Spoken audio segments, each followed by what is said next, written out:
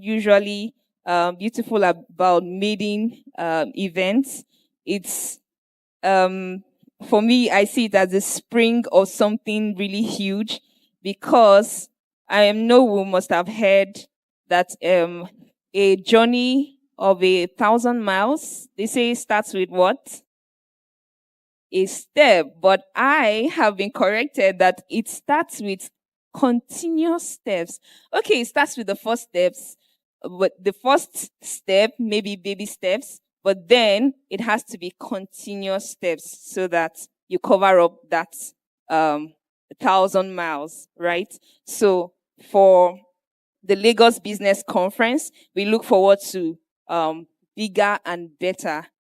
And we are looking at the principles of wealth creation. I don't know what you may have heard about wealth creation, but in life, life generally is governed by principles. So if you get it wrong, then you would be getting everything wrong.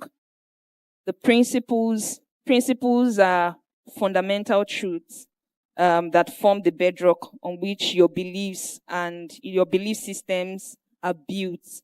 So if you get your principles, the fundamental truths wrong, then you'd just be building on the wrong soil.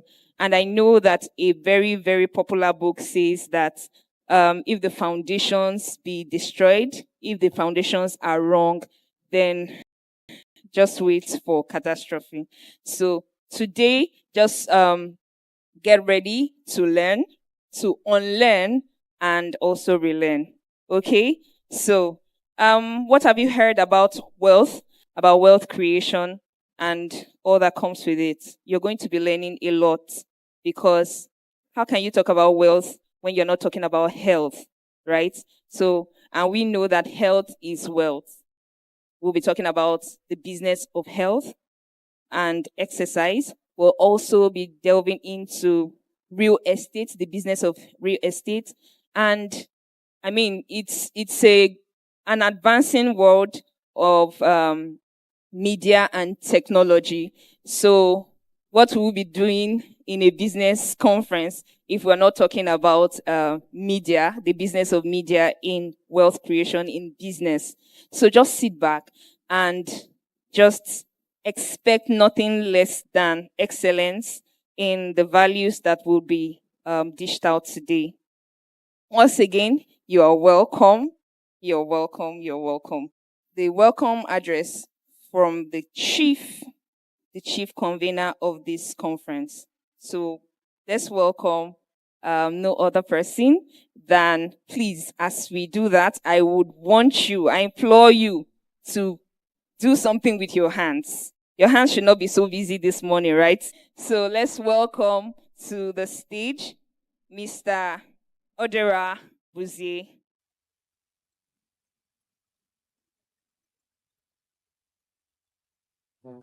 Thank you very much.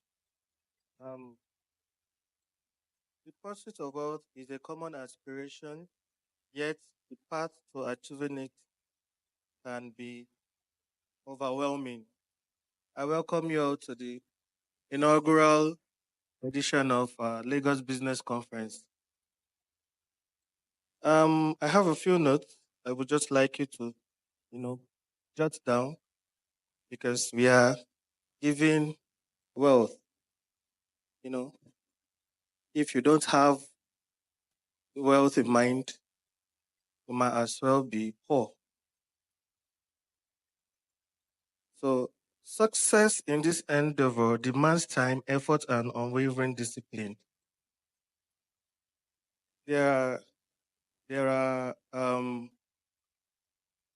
you know, get rich syndrome, the likes of MMM, the likes of Ponzi scheme, the likes of Ultimate Cycler. I did Ultimate Cycler when I was in school, when Sapa wanted to destroy me. But then I lost, at that Ultimate Cycler, I lost 12,000. Somebody else brought another scheme. You register one person, you bring two people that you bring another two people under you.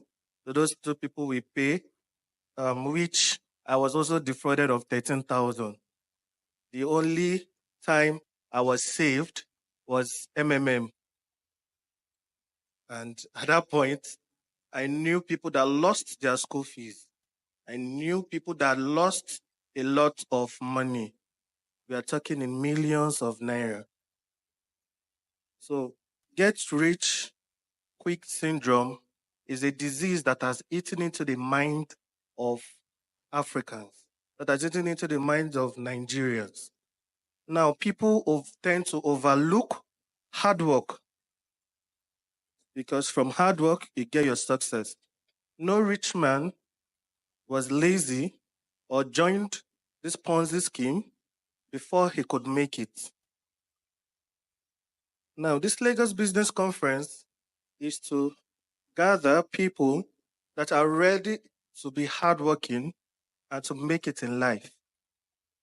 Once you deviate from the norm, trust me, you can't make it. Even Yahoo boys, when they make their money from Yahoo, you see that they spend it lavishly.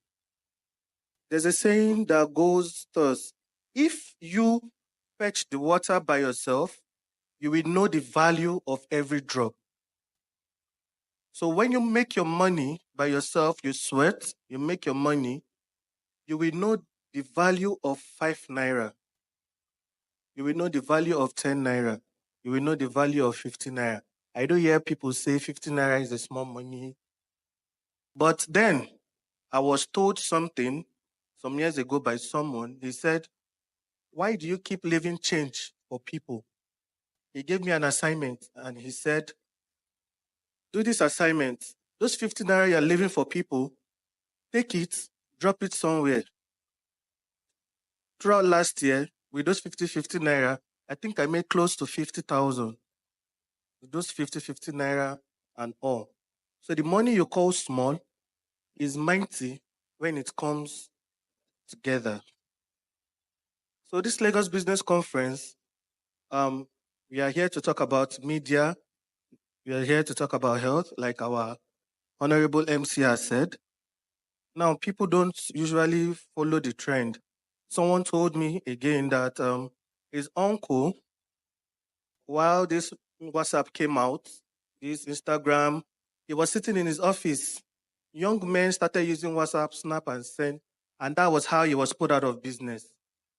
So we came together and decided that people need to know the value and the function of media in business.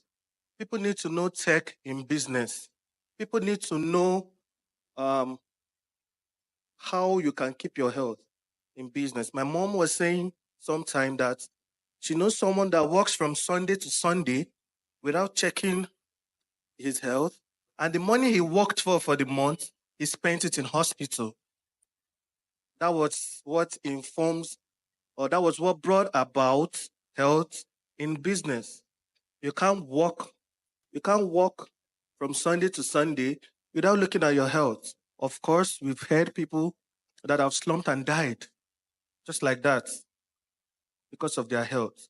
So I believe this Lagos Business Conference would fine-tune the minds of people to the fact that they should watch their health while doing business. Creating wealth is a step. We adopted that saying, the journey of 1,000 miles begins with a step. Trust me, when you want to start your business or you intend to start a business, it's going to be hard. There will be obstacles. But how you deal with the obstacle will definitely, tell on your future. My dad is my role model in business. And what I am today as a businessman, I give him credit because he actually taught me wealth. Money is easy to build. It's not easy to get, but it's very easy to blow away. Very easy to blow away. So this period we are going to talk about how to create wealth. Then when we come another time, then we will now talk about how to sustain wealth. It's not just making money, but how do you keep money?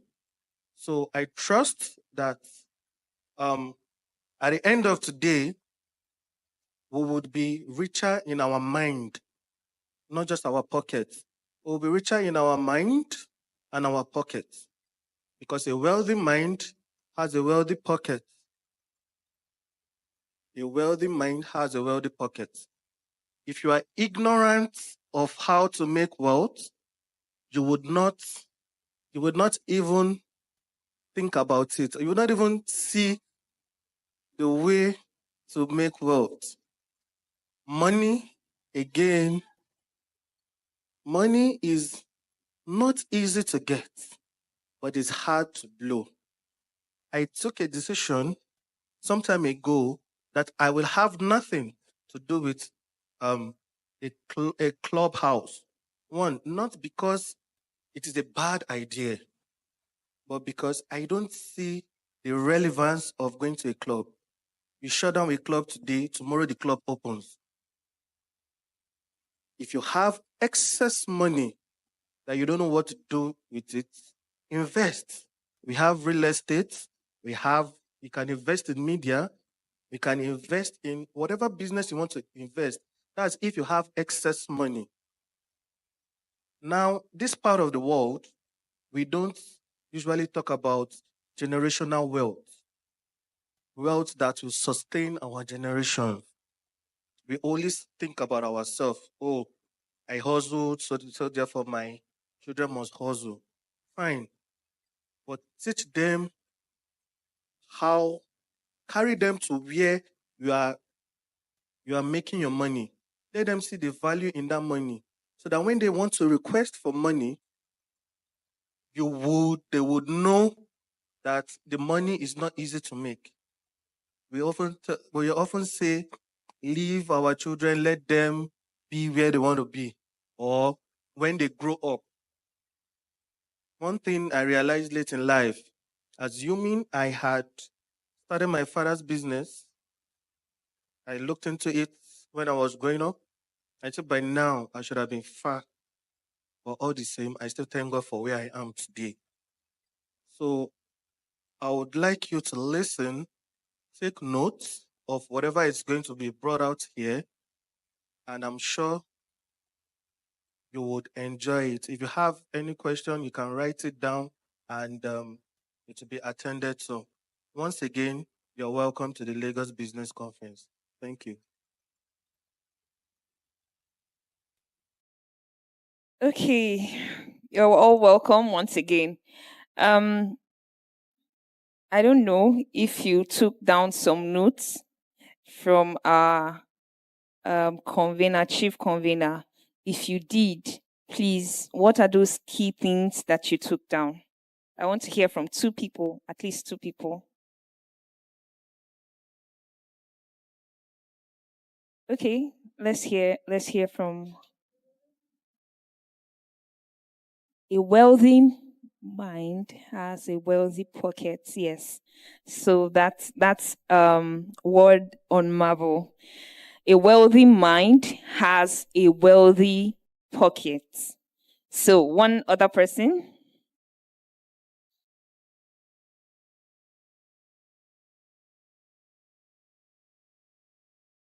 To be wealthy, you need to eliminate the get rich quick syndrome. Yes. To be wealthy, you need to eliminate the mindset, yes, of the get rich quick syndrome. Yes, those 2 points are keynotes that you should take out from that. I also noted that money is not easy to get, but money is easy to blow away. Yes, so we already have started getting some value, right? So let's just sit back. I would like to specially welcome you who are seated here, and for our online viewers, you are all welcome. You are so special. Without you, this would not be a success. So you're all welcome. Please give yourself a round of applause. Yes. Thank you so much. Okay, so we want to delve into what we came here for, and that will be unleashing more and more values. We want to listen to our speaker, the first speaker of today, and he'll be talking to us about the business of media, in wealth creation, of course. And he's no other person than Michael Chukuma. I'm going to be reading the profile of this wonderful personality so that you know that you're not listening to just anyhow person. He's an experienced person in the media. So, Chukuma Obinna Michael is a Rivers State born Nigerian. His educational journey took place in Lagos, where he completed his primary and secondary school, after which he secured admission to the esteemed Yaba College of Technology in Lagos, Nigeria, specializing in computer science and graduating with honors, obtaining a second-class upper degree. From an early age, Chukuma displayed a penchant for storytelling. His foray into the media commenced in Junior Secondary School 3 when he became part of his church media department, earning a videography certificate. In 2019, he further honed his skills by obtaining a filmmaking and video editing certificate from the Crave Peak Academy. During the lockdown, he achieved a cohort certificate in photography from Terra Institution and acquired a soft skills certificate from Joberman. Chukuma's professional journey includes roles as the official photographer for Tipso Entertainment, a senior photographer in Globacom Nigeria for 3 years now, and the in-house photographer for Nexus Media firm.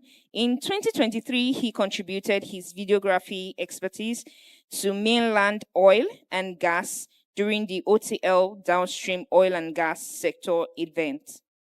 With an impressive background working with reputable media houses in Nigeria, Michael has carved a niche for himself as a visionary in the media and tech industry. His expertise as the cinematographer and director has not only set industry standards, but has also introduced countless individuals to the dynamic world of media and technology. Presently, he serves as the media coordinator for WebSavian Academy, and he acts as the media consultant for the BMI Finishing School. He also serves as an ICT personnel for the former Chief Justice of Lagos State, Nigeria, Justice Oluwatoyin Taiwo. His current role is as Director of Photography with Crave Peak Production. So, ladies and gentlemen, I don't know what you see about this profile, but if your hands are not busy, and I know they are not, can you please make welcome to stage Mr. Michael Obinna? You can do better, please. Welcome, sir. Morning, everybody. You are not looking excited. Good morning, everybody. Okay, I promised I'm going to share my story before I dive into this slide I have. So, growing up, I never had a role model. Yeah, I came from a family where to eat was a war. Many people say it's a normal story, but my own story is dynamic in the sense that I lived in a compound where my mom had to wait for someone to finish pounding pepper. And when the person finished pounding pepper, she carries the mortar, pour water inside, and we buy food and we eat. That's where I came from.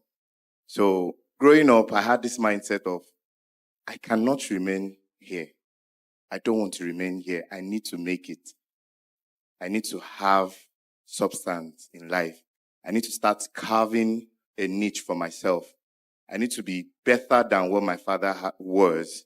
I need to be better than what my father is. And my journey started. While I was in primary 6, I started washing Okada, motorcycle. Let me put it that way. I started washing Okada, and I would save up money. My colleague, Mr. Samuel, was like, he keeps 50 naira and all those stuff. So I started saving. Then I was washing Okada. One Okada then was 20 naira. So I started washing the Okada. People will come to the compound. Sometimes they're like, where that boy where they wash Okada? Please pardon my grammar. I come out boldly. Yes, now me they wash Okada. Which Okada I won't wash? I started washing 20 naira. In a day, I can make up to 100 naira. That's 5 bikes in a day. And before you knew it, I said, it is time to upgrade my game. Yeah. So I told this bike man, okay, I know they wash Okada for 20 naira again, no, not 50 naira now. Because I started saying, okay, if I can wash 5 bikes in a day, that's 100 naira. If I can upskill, if I can upgrade it and make it 50 naira, that's 250 in a day. So I started saving money. At a very tender age, I was able to save up to, in a year, I was able to save up to 50,000 naira then. And Christmas Day, my mom would just go to the Kolo. See, if you don't have a savings policy, please start with Kolo. Because that particular thing helped me over the years. It might sound funny. It might sound very funny, but start with Kolo. What do they call it? Saving box, right? Please don't mind my grammar. Start with savings box. Then you'll be shocked how much you make with that saving box. And I took it upon myself. I took a decision that after every day's work, no matter the amount remaining in my pocket, it must enter that box. If it likes, it should be 5,000. If it likes, it should be 20 naira. But it was a decision I took that immediately I come back from all the stress of the day, I just come back and I put my hand in my pocket, scatter my pocket, and at the end of the day, I can say, okay, 100 naira is remaining. Okay, I put it there. Because if you notice, when you have excess money in your hands and you are not doing anything with that money, you tend to spend it anyhow. And that is one of the major problems with youth. Immediately they have extra cash. Maybe they finish spending for the day and they have like 3,000 extra. The next day, once they wake up, at that time hungry go catch you pass. That's the period when you want to eat Yarisika's akara in the morning. Yes. So I decided that, okay, each day I come back from work, each day I come back from the office, I check my pocket. Okay, I'm not doing anything. I don't have anything to buy. I just put it inside that box. Then at the end of the day, I discovered I was amassing so much money at a very tender age. My journey into media, I joined media when many of my mates were busy playing. In JS3, waiting the boy won't know now. Waiting we know. We don't know anything. But I noticed that whenever they call a church program, the title of that program then was Empowerment Program. I was in JS3, Empowerment Program. So I will go and stand behind the cameraman. As small as I was then, I'll stand and I'll be looking. And sometimes if you notice that, okay, this boy is always coming here, he will just give me way. Oh yeah, look at what I'm doing. The tripod was very tall. The tripod was very tall, but I took a decision that I love storytelling. I love telling stories. I want to be part of this thing. Now, not just being part of this thing, I had passion for it. Most people go into businesses because their friend goes into that same business. And that's a very, very huge mistake you can make in life. First of all, it has to be a passion. If you're going into a business, it has to be passion. You must have passion for that business. Then secondly, you want to make money with that passion. Because if your passion is not making you money, you will leave it all. I'm very serious. So first thing, it has to be passion. Why am I going into this thing? Do I like this thing? Do I want to do this thing? Is this what I really want to do? Is this what I want to achieve? Then after that, okay, how can this, my passion, make money? How can I use my passion to make money? That's another thing you should consider. Then, when you notice your passion is making you money, start diversifying.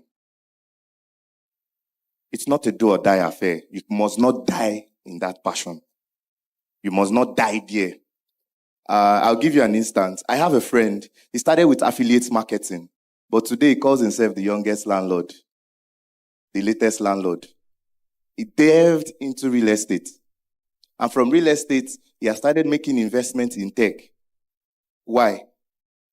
I know how to market. There are some people that their passion is marketing. If somebody follow you and do marketing, have you met these people who want you to open accounts? If those people advertise for you and you will not know when you carry all your savings and you are opening an account, they are very good with marketing. But after marketing, what next? Because the person you are marketing for might lay you off. Now, at a tender age, I saw the way my dad was stressing, was working 9 to 5. Sometimes I don't see him. And at the end of the day, he was bringing in little or nothing. And I told myself, I took a decision. Please, if you don't have my kind of mind, don't do it. I said, I will never work under somebody. Yes. All these things they were reading, I'm not working under somebody at the end of the day. Because if you're working under somebody, you will not have time to work for 4 or 5 companies. And remember, the great book says there are 4 streams that leads into the Garden of Eden.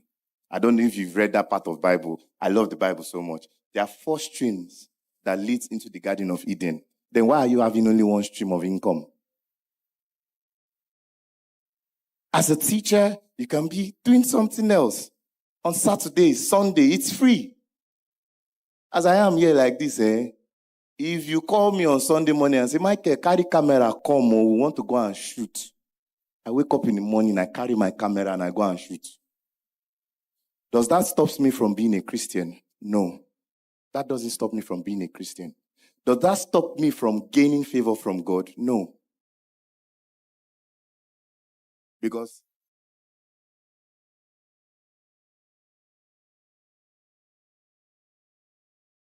being pastored by gullible pastors. Because if you have been pastored by those who are selfish, who wants you to always be available in church, you must be in church. Don't come to church, you are a sinner. If you don't come to church, you are this, you are that. My friend, if you don't go to church, you die of hunger. If you're always in church, you die of hunger. That's why I pity so many young ladies who don't go out there to be industrious. Because there is money outside. In my slide, there's something I put there, prep for success. And what I put there is, opportunity not tied to a goal is a wasted opportunity. Why am I saying this? Imagine somebody wants to give you 10 million naira now. Imagine someone gives you 10 million naira now and they want you to do business. And you don't have any business idea. What will happen to that money? It will be wasted. So if you have opportunity and it is not tied to a particular goal, that is, you have to always be prepared so that when opportunity comes, you'll be able to utilize that opportunity. That's very important. So I went into media, then I was doing so well, and somebody just said, okay, come and do this thing for me. Oh. I don't have money. Now, there's something you should know. You must learn to give value. Many young men are so attached to money. As I am like this, up to now, I still do free jobs. Oh. Yes. Why? Remember I said it's my passion. I love taking pictures. I love taking pictures. Now, everybody here has an Android phone, and social media is the talk of the town. Everybody wants to do social media. But there's a way, as a business person, you can take a picture with your phone and people will love it. People want to see what you are offering. There's a way you're going to type that thing, this caption, and it goes viral. So these are the points I want you to know, that media is a very strong hold. I went into Glo as a freelancer, and that's the story. So first things first, opportunity that is not tied to a goal is a wasted opportunity. If it is to be, it has to be up to you. So put up my slide, please. In life, it has to be, I create my reality.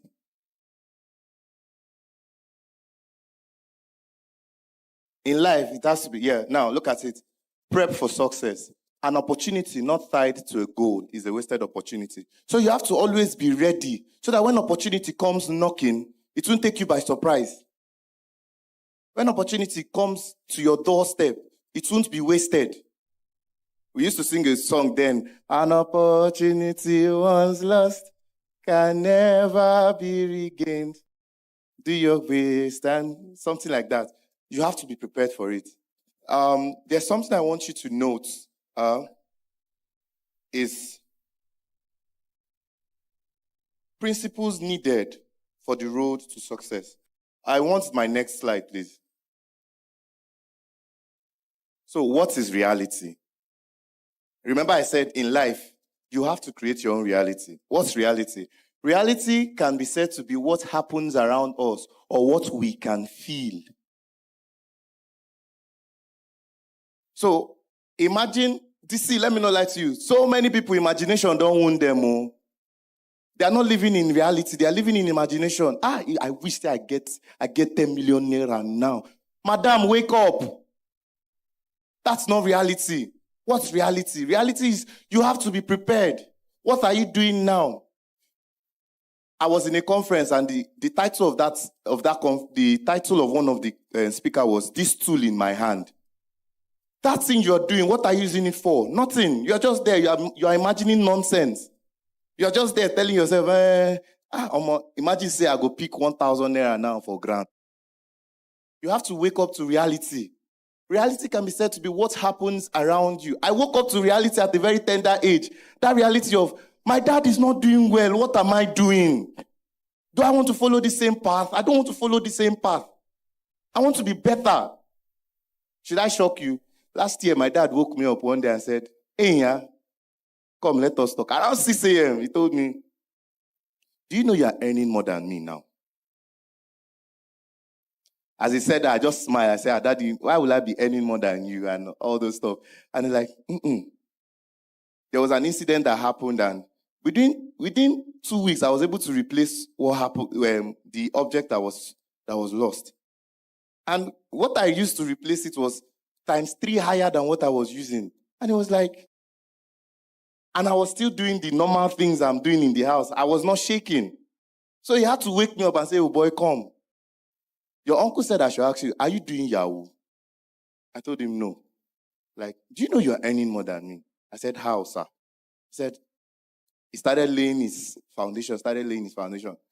Should I shock you? My papa collects business ideas from me now. So at a very tender age, you need to tell yourself the truth. Where am I now? Where am I going to? That's reality. If you don't have where you're going to, you are living in imagination.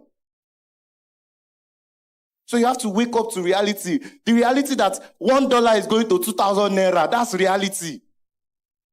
Until you start seeing these things this way, you cannot go anywhere. Be it in the health sector, be it in the tech sector. In the tech sector, what is the latest technology that is being invented?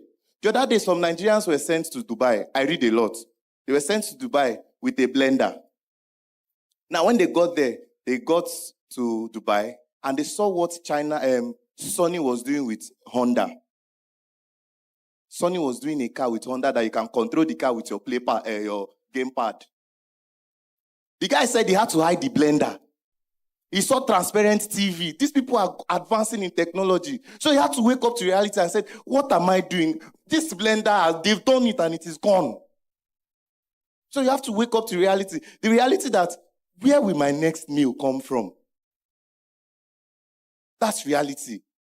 Reality shouldn't be, I say as Moses Bliss proposed to his wife, I wish one woman can be like this. That's imagination. He worked on his reality. That's why it happened that way. So we have to wake up to reality. Next slide, please. So principles needed for you to wake up to your reality. Number one, you have to have clarity. You need to be clear. There should be a clear goal. Now, you see, everything you need in life is always somewhere else. That's why growth is not in the known. It is in the unknown.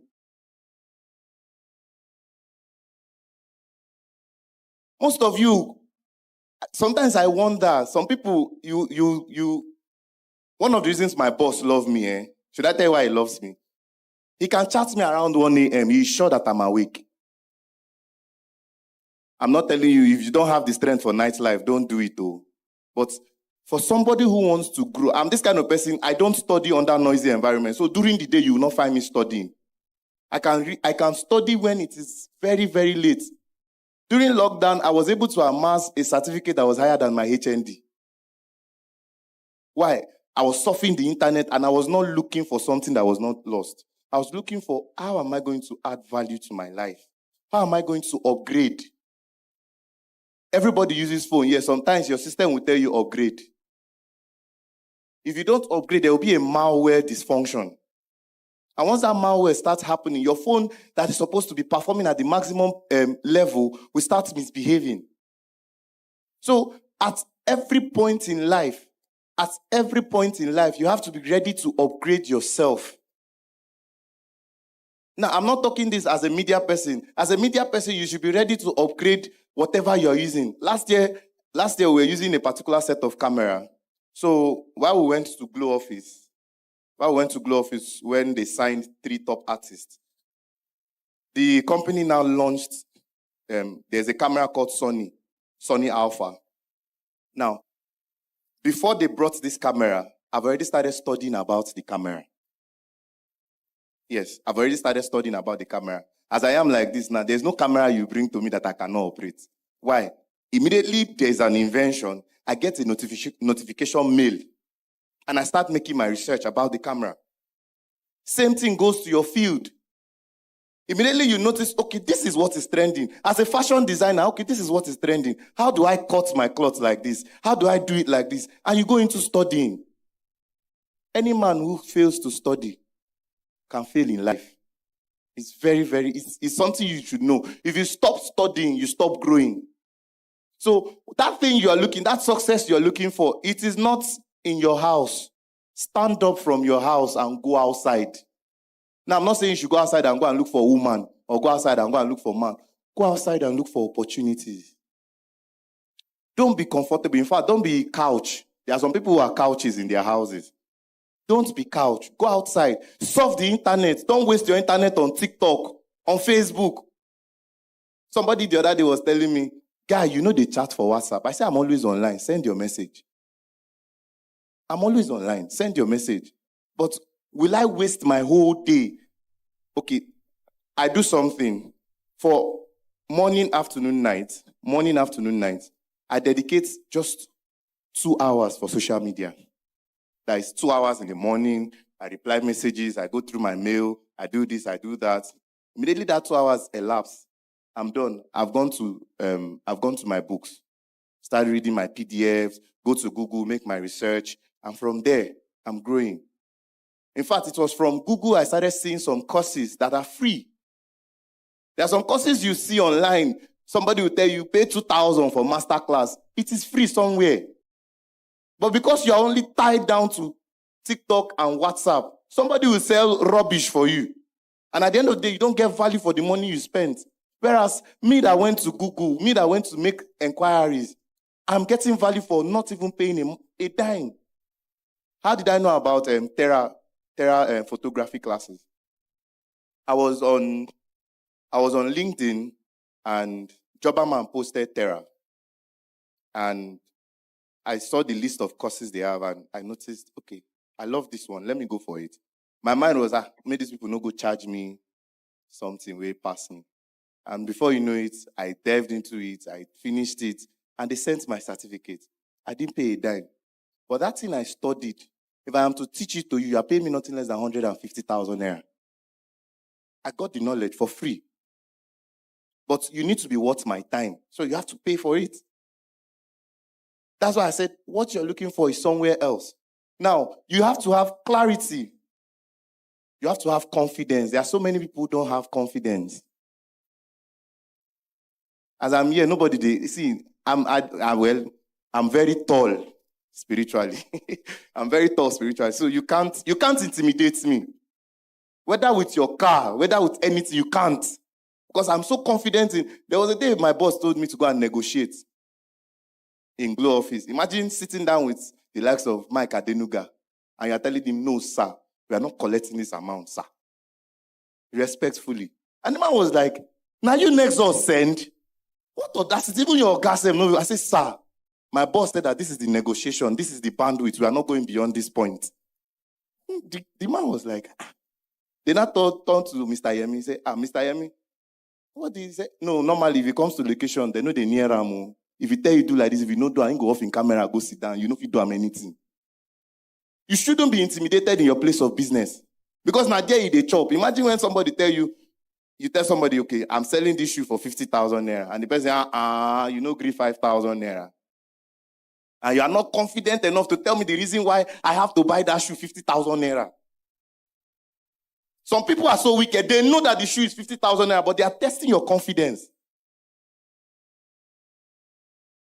I went to Crave Peak Academy, and my boss, the first thing he did was, after teaching us video editing, and he said, okay, now I'm going to teach you the business of video editing. Michael, sell me this pen. He stood. My boss, the guy is a very young guy. He stood and said, sell me this pen. I wasn't the only person. He gave other people, sell me this lens. And I said, guy, you know, give me lens. You give me pen. He said, no, if I give you lens, I know say it's ability you want to do. Sell me this pen. Do you know what I did? I told him, sir, imagine you are in a conference and your pen stop writing. What will you do? You are not in a place where you can sell pen. And I say, I'll borrow pen. Me, I want to borrow you pen, but you have to pay for it. Like, how will you borrow me pen and I'll pay for it? Say, I'm borrowing you the pen, but I won't give you the ink. If you want to write, you have to pay for the ink. And that was it. It was like, okay, this is another strategy. So you have to be confident enough to sell your market. There are some people who sell on WhatsApp. There's a particular brand, Kia Shoes, Kia Markets. They sell shoes. If you see what this woman does, normal Nike will see in Idumota. Idumota is a place in Lagos. In Idumota for 10,000, 15,000. This woman is putting it for a hiking price of 50,000 and you cannot negotiate it. And she sells. She will give you reasons why you have to buy it. Then another thing you need to have is capability. You have to have capability. What's your capacity? Is your capacity the capacity of selling for 10,000 naira? Is your capacity the capacity of selling for 5,000 naira? Know your capacity. Know what you can carry. Don't carry what is heavier than you. I started photography. I first of all delved into videography. Then over the years, when I noticed, okay, I have the capacity to weigh a video camera, let me delve into photography. And I delved into photography. And it was an easy transition. It was very, very easy to transit because I've been able to build confidence. I've been able to build that capacity before I transit. Note, if you're never good for business, if you are not good at a particular business, please don't transit unless you have to change the business. Because people need to know what you're doing. Imagine I come to you and they tell you, this boy, this year he was doing video. Next year we saw him selling shoe. The other day. There's no consistency, right? But you hear somebody saying that this person has over 15 years of experience in videography. Wouldn't you want to do business with that person? Because you know that this person have tested the waters and is confident enough to stand. So as a business person, you need to be consistent. Please, next slide. Now, there's something I wrote here. It says, destination makes the invisible visible. Stop listening to response. If you have a destination you're going to, you might not really see. The Grace Book said, God told Moses, leave your father's house unto a land I will show you. Moses already had that, okay, there's a destination. It's not clear, but there's a destination. Most people here, they don't know where they are going to. I'm sorry to say this. Most people don't know where they are going to. They don't know if it is to land on sales or they should do Oswaya. You see, most of the most confused human beings in life, I'm not saying they are too confused, but they sell everything. And it's not supposed to be. You cannot sell everything because you will not make profits. Today you are selling shoe, you are doing this. There's always an invisible line that is drawn. But if you have a destination, that invisible line will be seen and you'll be following the pathways. That's something you should know. Now, I have something here. What is paradigm? How many people know what paradigm is? What's paradigm? Paradigm is a law. Paradigm is a law that governs an organization. Now, paradigm shift means changing from one law to another. In business, you should be ready to change. My father told me a story that many years ago, when people were buying cars, they buy from Germany. Before you know it, people stopped buying from Germany. They went to, I think, Japan. From Japan, now we have China. Now, those men who were not able to understand the tides of change, that's the paradigm shift, they lost their business because they felt, imagine me, I'm importing from Germany. How can I go and start importing cheap cars from China? I'll give you another example. How many of you remember Chinko, China phone? Yes. There was a paradigm shift. There was a time. Now, imagine those people who were selling Chinko those days and they didn't follow the trend of the way technology was moving. Most of them are out of business now because if I want to buy a phone, I'm not looking at buying a phone that is so noisy. If it rings here, the whole world will know that my phone is ringing. So you should always understand that there is a time to transit. In that line of business, I gave an instance. I said, when we were in Glow, they wanted to unveil a brand. Sony came and dropped some cameras. But because I already understood the dynamics of how this camera works, it didn't give me issues. In fact, one of the Sony guys was like, can you operate this camera? And I looked at him and said, is it not Alpha 9? What is in Alpha 9? But between two of us, I have not seen that camera before. I only read it online. But it was easy for me to shift because I've already prepared myself. And my boss didn't even tell me that they were bringing new sets of cameras. He just told me, come to Glow Towers. We have a job. And I went there. And now imagine I was not prepared to operate that camera. What would I have done? So paradigm shift means not that you are moving away from the business, but you're understanding the trend that is being followed. These are the things you should know, that you should always be ready for paradigm shift. Now, paradigm shift, it is common. Paradigm shift is common in organizations. You just say, we are upscaling to this, we are changing to that. Paradigm shift is common. Paradigm shift is useful. That's why you see organizations send their employees into training schools and bring them back. It's very, very important. Paradigm shift helps people to grow in business. Remember, paradigm shift is not telling you leave your business, but if you need to leave your business, it has to be because you know inside you that you're not making anything out of that particular business. But paradigm shift also deals with, in that circle of business, how am I upgrading? How am I upscaling? Because a cameraman can come and tell you, I'll do this business for 10,000 naira. Well, the former justice of Lagos I work for, she used to tell me one thing. When I started with her, I started with 20,000 naira.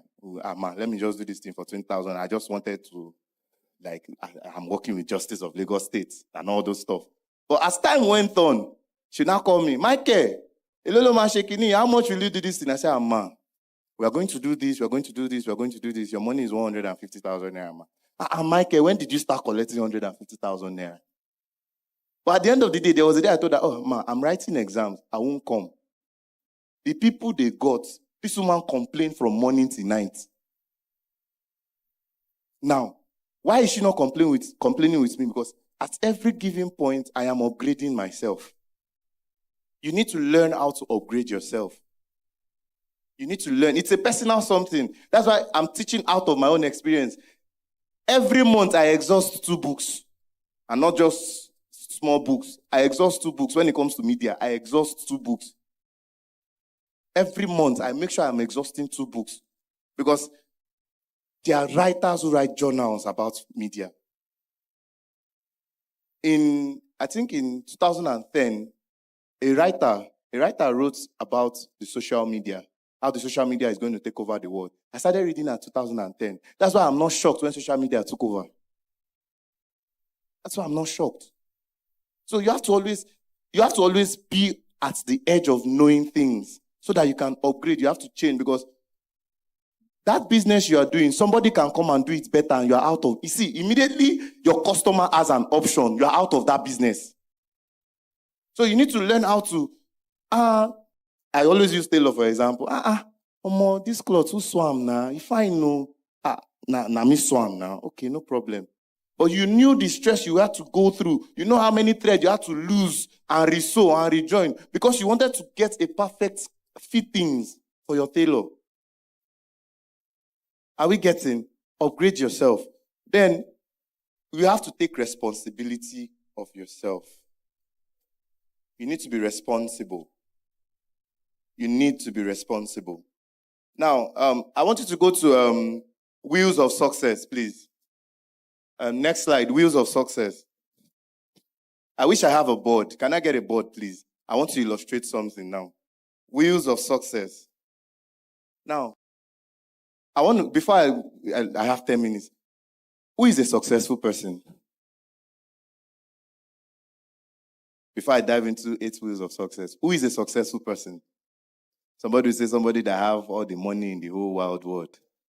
Wheels of Success. Okay, now, everybody listen. Success have 8 segments. Number 1 is legacy. Anybody who is successful has to leave a legacy for their family. There should be a legacy. Imagine Jesus was not successful. Would you have heard about Jesus Christ? That's a legacy. Over 2,000 years, the man is still trending. That's legacy. Number 2 thing is spirituality. A successful man, see, there was something a great man told me. He said, everything is spiritual. Whether not juju power or being Jesus power, you have to be spiritual. So to be successful, you have to be spiritual. In whatever way you want to be successful, but you have to be spiritual. Most people don't know this. They feel it's just by getting money. Imagine you get money and you go back to your village and one uncle just fire you 1 arrow. That's the end. So you have to solidify your spirituality. Number 3 is career. Are you successful career-wise? Or you are still jumping from one career to another? Are you jumping from one career to another? Another thing is wealth. See, there's a clear line between being rich and being wealthy. Most people mistake these 2 things. There's a clear line between being rich and being wealthy. Now, let me use this illustration. You have 10 million naira, you are rich. Being wealthy is calculating. Imagine you are spending 1 million naira every month. That means your 10 million will finish in the next 10 months. That's wealth. Did I make the illustration right? You are rich, 10 million naira. Now, how long can that 10 million naira sustain you over the years? That's wealth. So you have to be successful wealth-wise. Please, that wheel of success, please. Now, we have family. Some people Some people think success is only tied to them. My able colleague said it, that his best is he learned business from his father. That's family. When you're successful is when you can boldly say, okay, this child I've been able to inculcate an habit. My father in the Lord said he used to take his son to a place where he does his business so that his boy will know where the money is coming from. Family. Another thing is relationship. Who are the people you relate with? To know your net worth, you have to look at your friends. Who are the people you do business with? I told somebody one day, I said, I can't be friends with somebody that we don't talk business. I've closed down so many relationships. Do you know why? Whenever I'm talking to you and you are only talking about woman, I know you are not serious. I'll leave you. It's not pride. It's because we are not aligning. There should be an aligning. There should be an alignment. Now, another thing you should know. Will of success, please. I'm almost done. Health. For you to be successful, you have to be healthy. Imagine making all the millions and it ends up in the hospital. No, now. Now, the last point is adventure. Make time for vacation. Somebody like me, sometimes I can go off 1 week. Nobody will see me. The vacation must not be expensive. Your vacation might be you just stay in, you stock your house. Somebody like me, I stock my house with enough chop. And I stay inside the house and I'm consuming what I'm eating. And my mind, because by the time you go for adventure, you have a fresh start to conquer the next thing. Now, I have something to say. Life is the summation of the choices you make. I love using summation. I like maths. Summation is life equals to the choices you make. So what choices are you making about these 8 segments? What choices are you making about this? Because many people, they don't have this. So I wrote here, there's a tip. Look for a way to balance the right segment. The ultimate object of life is freedom. And it has to bring you joy. So if any of this thing is not giving you joy, please go back and check yourself. Go back and check yourself. Next slide, please. I'm almost done. In the next 5 minutes.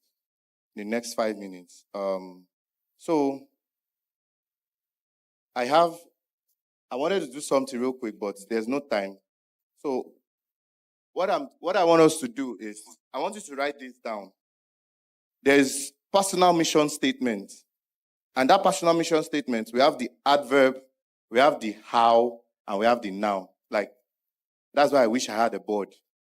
Your adverb, your verb, and your noun. All of us did English in school, but we have adverb, we have the verb, and we have the noun. Now, in that place where you put your adverb, write values, talent, gifts, passion. Now, in your verb, just put there, how. In your verb, just put how. Then in your noun, just put world, family, community, and workplace. Now, this is the formula.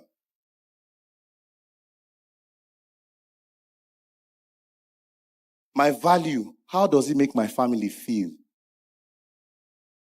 These are the questions every day you should ask yourself. That's why I said you should have to put it adverb, your verb. The verb there is how. How is it affecting my workplace? How is my passion affecting my family? How is it affecting the community? How is my talent, how is my gifts affecting the society? So once you're able to differentiate these things, I think it will be easier for you to achieve goals. Because the best thing I did to myself many years ago, immediately I finished secondary school, this person will say here, I have never been a perfect human being. I love telling my stories. If I enter your house, something must miss. That's how I grew up. But one day I sat down myself. This thing I wrote here, I wrote there many years ago. I sat down with a mirror, my mother's mirror. You know, women love mirror. I sat down and I said, how is my stealing helping this life? How am I contributing to the society? Then by the time I did this scale, and I noticed that there is no value I'm bringing to the table. So I have to stop. I have to pause. Now, there's a journey in life. But that journey is not telling you that the road must be straight. at some point, you need to turn back, retrace your step. Thank you, everybody.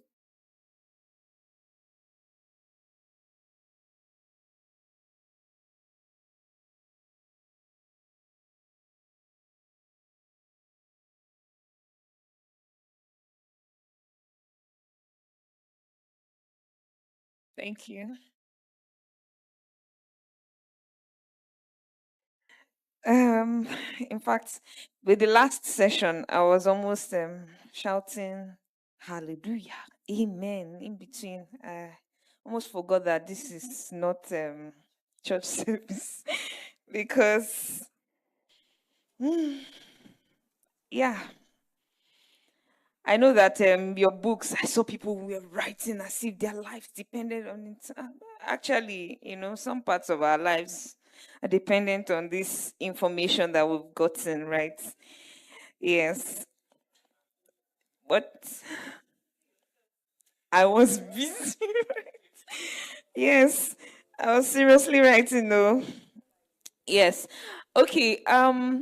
We want to reach out to our online viewers and say that we see you, we know you're here, and we recognize that you are here with us. So please let's put a hand of applause for our online viewers. Wherever you are, please don't forget to leave your comments, your remarks, your questions. We will always connect via our social media platforms. Thank you very much for being here and staying till now. Yes, the exercise we did just a few seconds back is just a little to what we need to do, right? And one of the things that we will learn here is the importance of health and exercise, and that's the session that we will be having after now. Okay, so before that health session, we will go to listen to our speaker who will be talking on the technology in business. And he is no other person but David Bouzier. David Bouzier is a tech consultant. He was born and raised in Nigeria. He has been in the tech industry for about 9 years now, and he has worked in multiple industries ranging from the logistics to the health sector and then to communication. His hobbies and interests include traveling, meeting people, like he's meeting us today, and then basketball. So that's an interesting person who is going to be speaking with us just shortly. So let's make welcome Mr. David Bouzier. Welcome, sir. Don't stop clapping. Don't stop clapping. How's everyone doing? It's been a long day for you and myself as well. I had a very stressful morning. I can say I came in late, and yeah, I had a lot of calls, and last night wasn't really great for me. But I'm happy to be here. So it took me a lot to come out here this morning, and I'm happy to be here with you guys. So as a little introduction here, I'm David, as you said. Dubem, I'm born and raised in Nigeria, and I'm in tech. I'm in the tech industry. I've been there for almost a decade now. I work in the cloud, security, infrastructure as well. And today we're going to talk about tech and how it relates to business as well. So I don't know anyone here, but it'd be good to get some introductions and just let me know your names. I will be engaging with everybody here today. I'll be engaging with you, so you're going to be talking to each other. I'm not going to be speaking. You're also going to have some interaction with yourself, and I'm going to learn from you as you're going to learn from me. Okay? So anyone can go first. Just give me a bit of yourself. I want to know more about the people I'm talking to. Yeah. Anyone?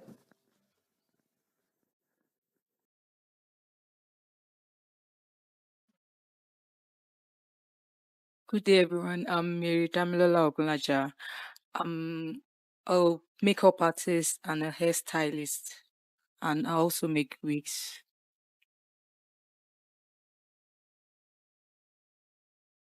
Hello, good afternoon, everyone. My name is David Ohaka. I'm a writer and I'm also a business owner. Thank you.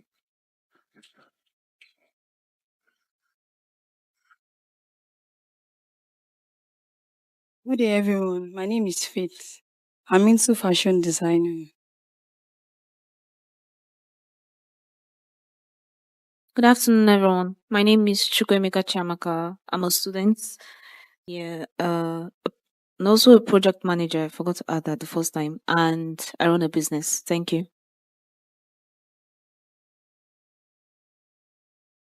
Good day, everyone. My name is Faith. I work with Number as a senior merchant acquiring officer, and I own a business online.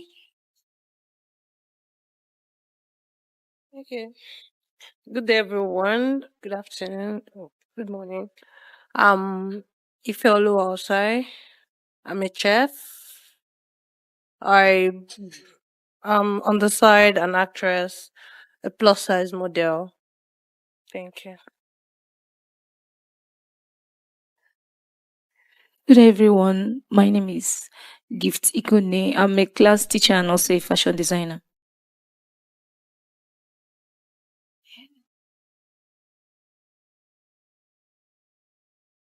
Good day, everyone. My name is Ugunda Mesu.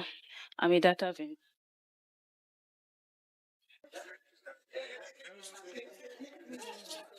Okay, hi everyone. My name is Favor. I lead the brand and community effort at a cybersecurity company. My name is Patrick Lemmet. I work in process control in manufacturing. Good day, everyone. My name is Nonso Igwe. I work with JV Austin as HSC officer, and I'm also into business. Thank you.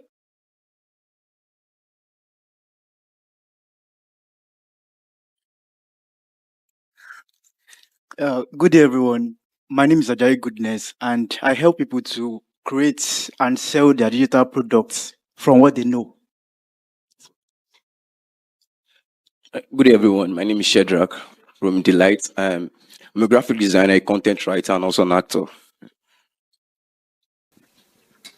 Good day, everyone. My name is Foster Chimeze. I work with MultiChoice as a customer service representative area.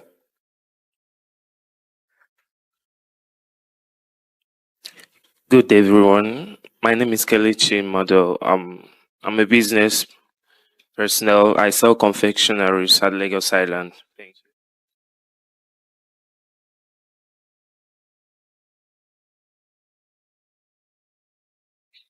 you. Good afternoon, everyone. Innocent Blessing into fruit business.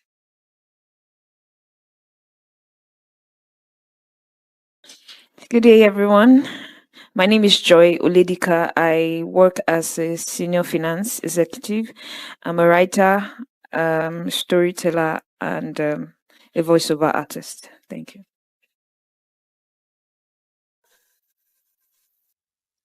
Thank you. Thank you. It's good to see everyone here is from different background and professions, and we're all together in this place. So to the organizers, thank you for giving me the opportunity to talk about this. So I guess this is going to be more personal, and I'm going to be using my story, to explain and show some light into what we are and what we can do as people when you invest in yourself. If you listen to the last speaker, what he was saying mostly was about you, what you can do. Everything is about you. Everything starts with you. My story began, I guess, back then in 2013 when I decided to take charge of my life and say, okay, all this have to stop. I have to build myself. I have to work myself. Um, I've always been I've always had an affinity for tech. I grew up, had my family. I've always been into the computers. Growing up, I was the only one tinkering computers back then, and moving from Nigeria to a different country, that sort of changed my perspective. It kind of put a different thinking in me, because I was by myself. I had to sort of struggle, something I've never done before, growing up. And being out there, it just made me think, if I was in Nigeria, or if they've sent me out from there to leave Nigeria, what would I be doing? What would they want me to do as a person? And then it got me to think that, okay, you've got to upgrade the way you think. You've got to change things. I would wake up and maybe I just play a game, I just sleep and do something else. And then I just decided, there's something out there. And then I went to school. So I started going to school. While studying, I decided to make opportunities for myself. I started seeing the world differently. And why I started seeing the world differently, because generally it's really about what you can do. You can study for 10 years, do what you want to do, but the world today is what you can do. You have to show what you can do. And what I mean by that is you can go, for example, as for the industry is tech, for example, yeah. And when you're trying to break into something, it's, oh, I have a master's degree in this, or I have a PhD in something. But what can you build? Because 85% of the world, we are all consuming. The rest of the 15% are those that are creating something, building something for the next generation, building something for the world we live in today. So back to my story. So I was studying, I was my second year or something, and I decided to just get out there and find opportunities and see, how do I get somebody to take me? Because I already have the knowledge. I just need someone to show me, to take me and, guide me in the industry. And I decided to take an internship or a job without pay. I did that for 6 months. I didn't get paid.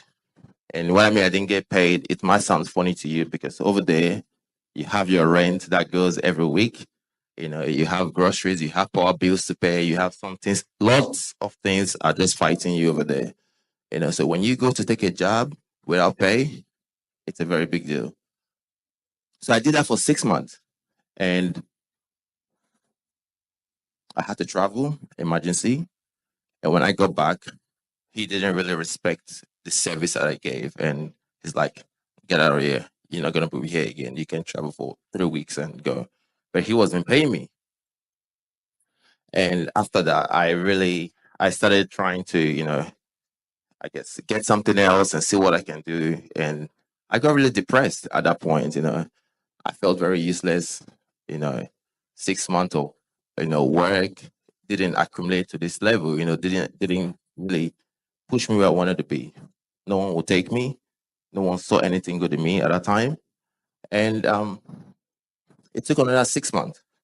And within those 6 months, I started working on myself. I started studying. I started building myself. I went out there and said, okay, what is this I want to be? I looked out, what do I want to do? Okay, I went to go study.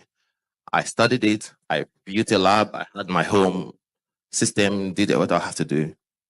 And when I decided to come out, when I came out from studying, I said, okay, let me start applying for jobs again. The first job I applied, literally first thing I put out there, I got a call back right away. I got a call back. Can we see you? I said, yes.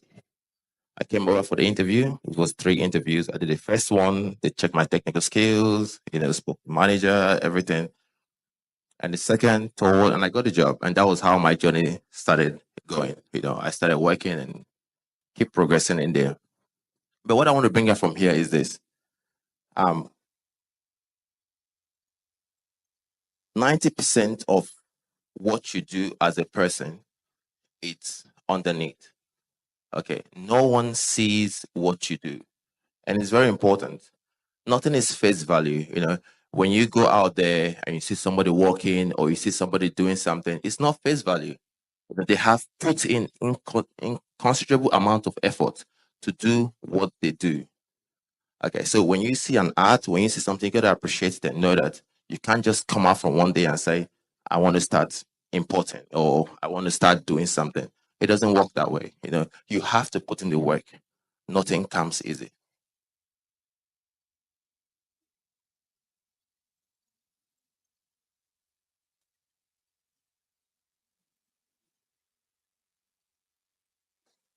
So, let's try to understand this tech industry. So when we talk of tech industry, there is a very big disconnect between the real world. Because, man, who had a computer here growing up? Who had a computer? Yeah. What was the first computer you used? Who knows Windows 95? Did anybody 95? No? 98? XP? Okay, great.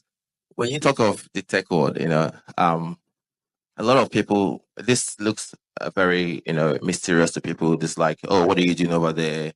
You're writing a bunch of code. Like, what you? No, I'm here to demystify everything for you. Okay, so when you start out as a person, you look into someone that is doing something which you want to do. In the tech, for example, which we're talking about. What does that strike to you? What do you think when you look at a person? Oh, I want to do what this person is doing. But currently, at this moment, the barrier of entry is low. When I mean barrier of entry is low, is that you can, as a person, choose to pick up something, a course. There's so many fields in IT. You've got security, you've got um, software, you've got business analysts, you've got so many fields in IT which you can pick up and say, I want to start doing. Because the barrier of entry is very low. That means you can pick up something and start studying right now and get into the industry. When when I say the entry of barrier is low, is that most times when you want to study banking and finance, you need to actually study for 4 years. Get into industry, study for 4 years. Have to learn the lingua franca. Learn words, learn so many things. There's so many rules around it. But in tech, there are no rules. There's just problems, okay, and solutions. Okay, there's a problem, there's a solution. So think about you. Look around you. What is the problem around me today? What do I face as an issue?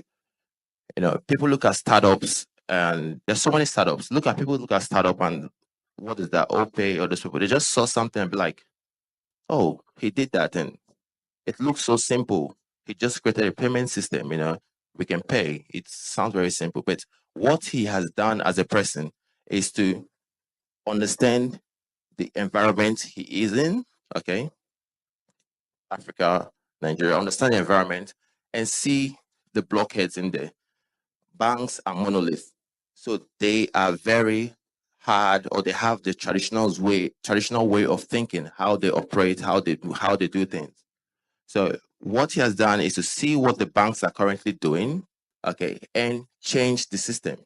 Okay, why don't we make it easier for people to do this? Why don't we make it easier for someone to do this? Okay, what is that you're trying to do? Why don't we break that barrier and say, okay, yep, this is how you can go, and then you go in there. So most startups are just problems that we've seen among ourselves and decide to, solve, or decide to sort of.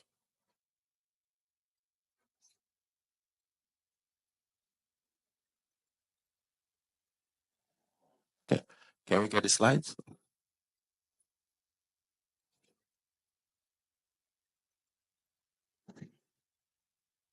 Let me see.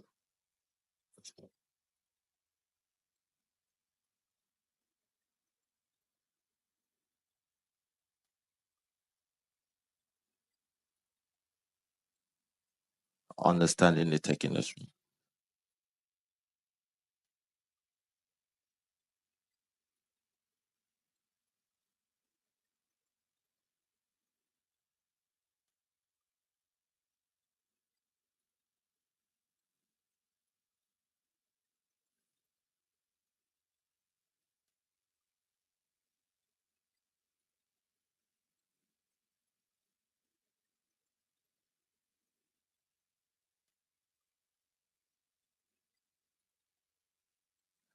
Okay, well, let's just keep going.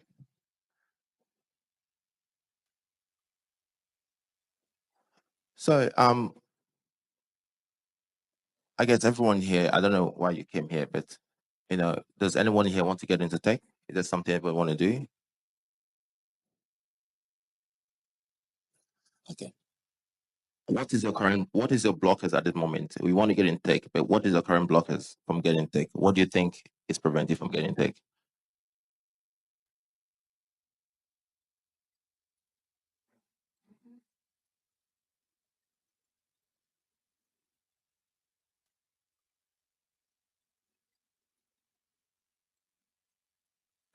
Anyone else have any problems from getting tech? Oh, what? I don't have a personal laptop. Great. Anyone else have issues from getting tech here? Laptop. Okay. Is it your laptop or that's just it or something else? Eh? There's also the knowledge barrier. This someone said personal, like a mental. Eh?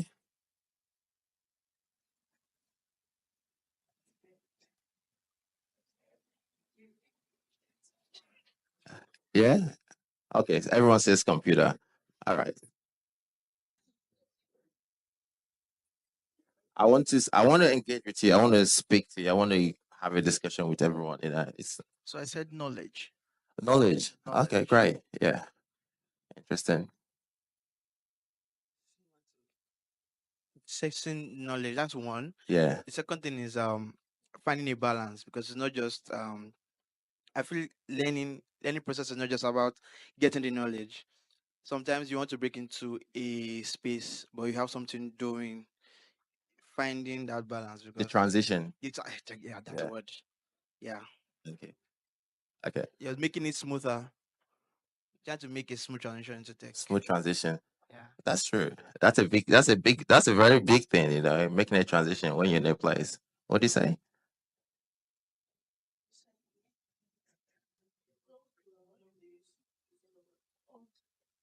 Um, Personally, I would like to go into tech, but I just feel like it's so broad and you don't know where to start from, what exactly to learn.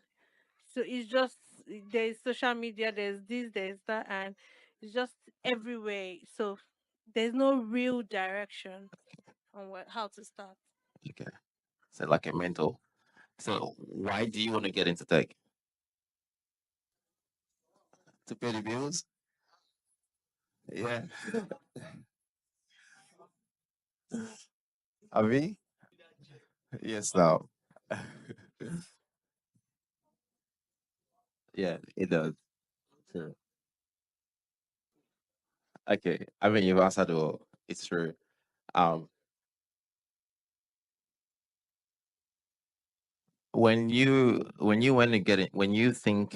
sit down and say, okay, this is what I want to do, or um, how I want to, you know, get into tech, as she said, she said some problems, personal computer, transition, knowledge, mental, more people, computers as well. Okay. Everyone has a phone, right? Yeah. And it's got internet on your phone. Yeah? Okay. Your phone is very powerful. Okay. And that is your passport to the world. Your phone, your handset. Okay. Aside from chatting and social media, how many people go on their phone to read, or I guess, yeah, read what they want to do and go. Okay. Okay. Most people do. Yeah. Okay. But then it's like you don't know what you're going to go read, right? Because you don't know what you're looking for. Okay. The way I'll say the first step you want to do is, have a reality check with yourself. Okay. Reality check. You say you don't have a personal computer. I mean, in context of Nigeria, there's cyber cafes you can go to. Okay. Um, I went to cyber cafe myself. Okay. I went to cyber cafes a lot. Okay, because I was okay. I don't know the current state now because many years ago I was always in cyber cafes. Okay. Yeah. They're absolutely okay. All right. So you need a computer. Okay, great. Um, you've got friends that go on computer. Eh? What I'm trying to get out of this is this. Okay, you've got your phone with you. You don't need a computer. Okay, you've got your phone with you. You don't need a computer. I'm learning a new language on my phone recently. Okay, there's an app which I downloaded. It's called Mimo. I'm learning a new language on there. Language as being software like Go. But what I'm trying to say is this, okay, you have to have a reality check with yourself, be honest with yourself. Okay, this is what I want to do. I want to get into tech. What do I want to do? Is there somebody that is doing something which I want to do, which I can model off? Who can I look into? Who is out there that is doing something? You've got the big shot like Bill Gates, Jeff Bezos, all those guys. But who hits home hard to you that says, okay, this person is doing tech or doing something. It doesn't have to be tech or tech. What field is it in? What is it doing? Everyone talks about a story, wherever they are, talk about a story, what they do and how they got into something. So you have to look at people's story. Someone said something, right? Business is not something that's new. Okay. If you go to the market today, you can see someone selling food, another person selling food beside the person. Even someone selling clothes, another clothes seller beside the person. Why is that so? It's because everybody has a model.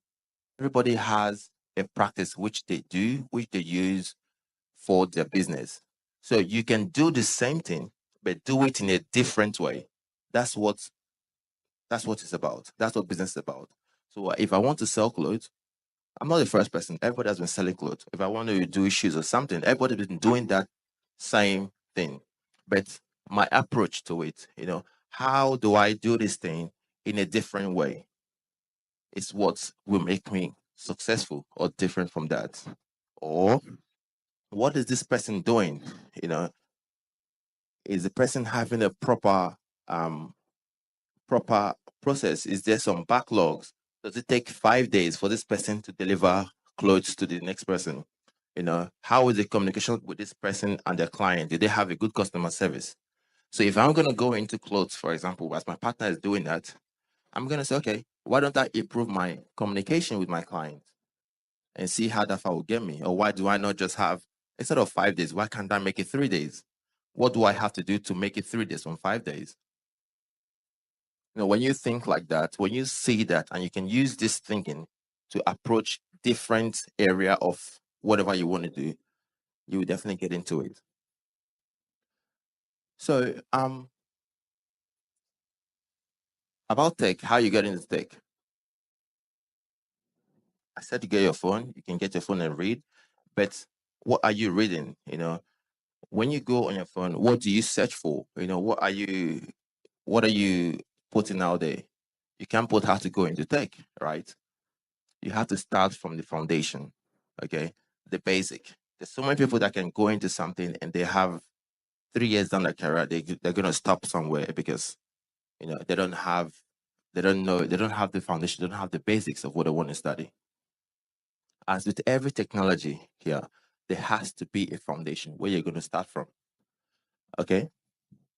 And what that means is understanding the basic of what is that. So, for example, if you want to go into software, you must know algorithms. You must understand what language are out there to learn. You must know what a software engineer is going to do as a profession. You must know those are the basics. So you have to know the end goal of what you want to do before you start what you want to do. And that is something everyone has to put that, no matter what you're trying to do. When you know the end goal of what you're about to do, okay, it gives you that confidence. It gives you that push, okay, that you know what you're about to get to. So, for example, it's people say, "Oh, I'm not motivated to do this. I'm not motivated to do that." Motivation can only take you far. If you wake up one morning and maybe there's no power, or water is not rushing, you feel demotivated because something is not working the way it has to go. But what will actually keep you is your consistency. How consistent are you to learn what you want to learn? Okay. How consistent would you be? Consistency keep you going. When motivation fails, consistency will keep you going. I heard something about the 1%. You know the one. You know this 1% rule. So the 1% rule is this: every day you learn something new. Every day you keep building. You keep building. By the end of the year, you've improved 37%. And if you want to know what 37% is, if you have $100 today and you keep adding 1% to that, you're going to get 3,778. That is the 1%. That's 37% of what you keep building. So that 1% rule is consistency that you need to go. So consistency will keep you far. Motivation will make you start, but consistency will keep you going.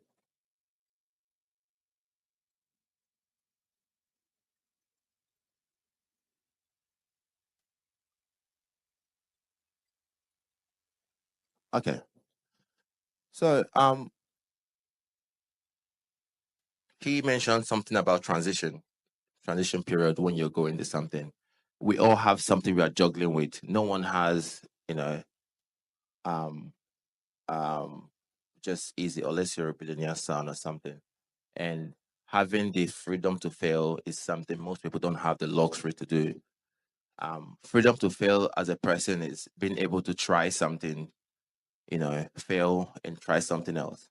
We don't have that luxury. He said he has to do something, he has to be working and then study to transition into that. Because if he doesn't do that, he's not going to get the funds to go to the next thing he wants to get into. So that's something we don't have. The freedom to fail.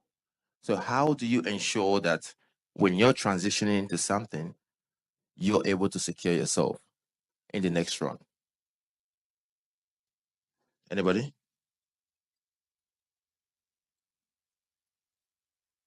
So how do you ensure that when you are transitioning, if you're doing maybe marketing and you want to go into tech, how do you make sure that you do not break down somewhere, you don't get into tech and you fail in marketing?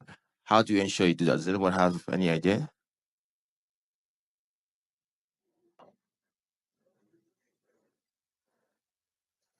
Great. Okay. When you're in marketing, for example, and you want to get into tech industry, you focus on your marketing. Okay. You hold on to what you have in your hand. Okay. And burn your night candles. Okay. So when you don't take out your time out from what you're doing currently in marketing because you want to get in tech, that is giving you your daily bread. So you focus on that properly. So when you focus on your marketing, okay, and you use your extra hours, so the time for you to maybe go and hang out with your friends or do something else, use that for your tech. Okay, such way you're grounded, because everywhere in tech, the skills you learn are transitional. Okay, meaning whatever skills you have in marketing, you're gonna need that in tech too. Whatever skills you have in whatever industry you are, you're gonna use that in tech as well. Okay, so make sure that you know that tech is just technology, but underneath it is human skills. Communication is a very big part of what you do in tech industry.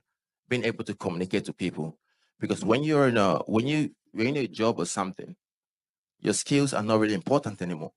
It's communication. How will you communicate to people? You've got stakeholders you've got to manage. You've got people you've got to build product for. You've got several people which that are looking onto you to do the work which you're supposed to do. So how do you get out and do those work properly? It's communication. Okay. Being able to communicate clearly, okay, concisely and on time is very important. So communication is not just about speaking, but it's also about saying, it's not about saying what you're saying at the right time.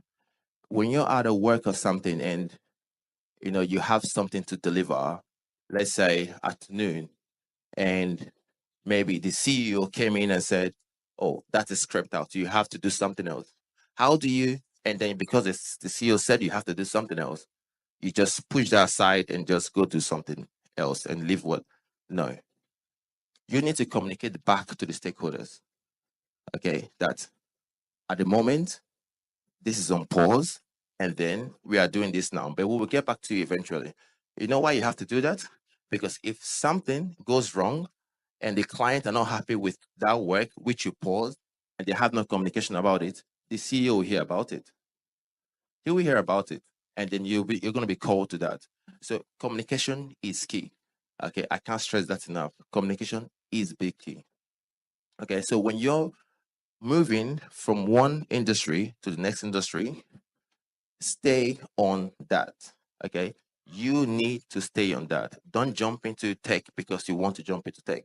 Stay on that, because if everything else fails, the work of your hand will still remain.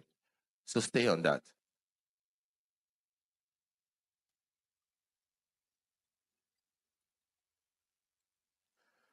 I'm going to do a little quiz. We're going to talk about the evolution of tech industry and how we came to this day. Before 2000s and 2000s, 1988, you know, when did Amazon come up? Maybe 1998, 1994. He started as a bookstore. You know, there was no really internet back in the days. But he built something for the internet. I mean, there was internet, but there was no commercialization of it. But he built something for that. Google came out in, I think, 2004 or so. Facebook came out in 2004, right? So these are the companies that were built before we got commercialized. So because of this company, we had this sprout to get out into the tech, to get out into like the internet and World Wide Web and that stuff. Why am I saying this? Because what you're going to build today, there will not be a platform from it. People will use what you build to create that platform for that. Currently, we see today, who knows what the next thing is? You know, we've got AI, we've got, you know, augmented reality, we've got quantum mechanics and all those stuff that's going on today. There is no platform for that. We've got cryptocurrency, there's no platform for that. Everyone said it's dead and all those things, yeah? But we have Web 3.0 coming up. No one knows what that is going to be. But currently today, everyone is building the tech for tomorrow. There's no platform from that. There is nothing you can use at this stage for all these technologies. But currently, they are building the platform for this. So what I'm trying to say is this: when you're trying to secure the future, don't look at, oh, there's nothing for me out there. You know, there's no platform. There is no for me to use what I'm doing to get out there. Just build it. Just go out there. The platform will come. Okay, so let's look at the history of tech. The first Apple computer was built in a garage. True or false? Everyone got that one? Okay. Facebook is the first social media platform. True or false?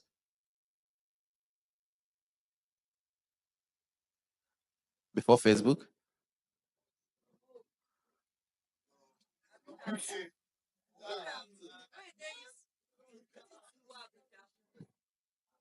To go.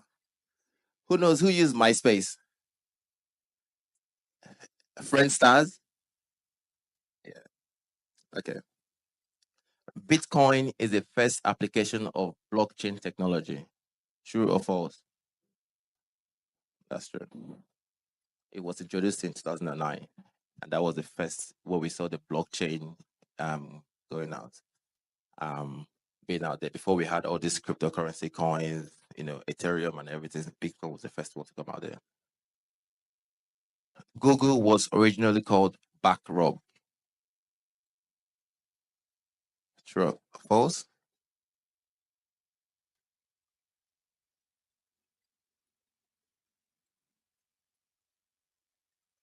It was called Backrub in 1996, and then Larry Page, the CEO, then changed it to Google. The internet and the World Wide Web are the same thing. True or false?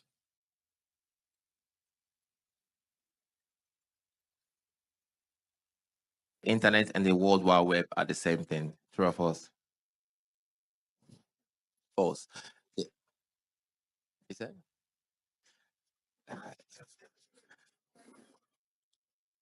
The internet is a collection of computers, okay, together, and the World Wide Web is the collection of things on those computers which we access as well. So the information what you search on, that's the World Wide Web, and the internet is different. Email was invented before the World Wide Web.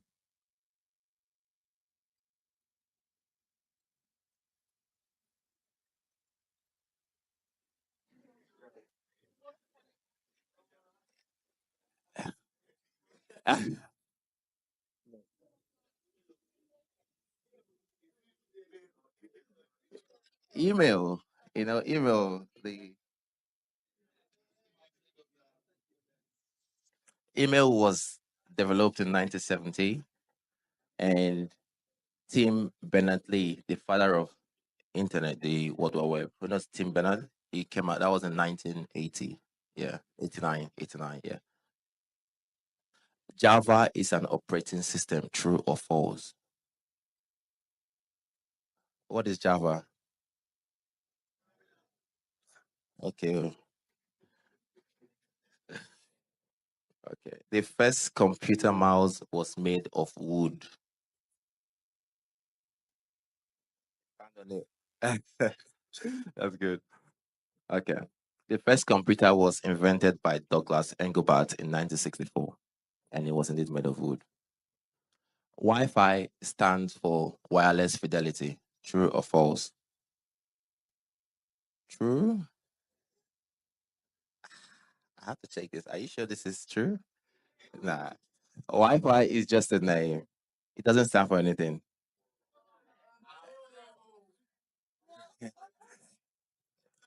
It's just a name. It doesn't stand for anything. The first YouTube video was uploaded in 2005. True or false?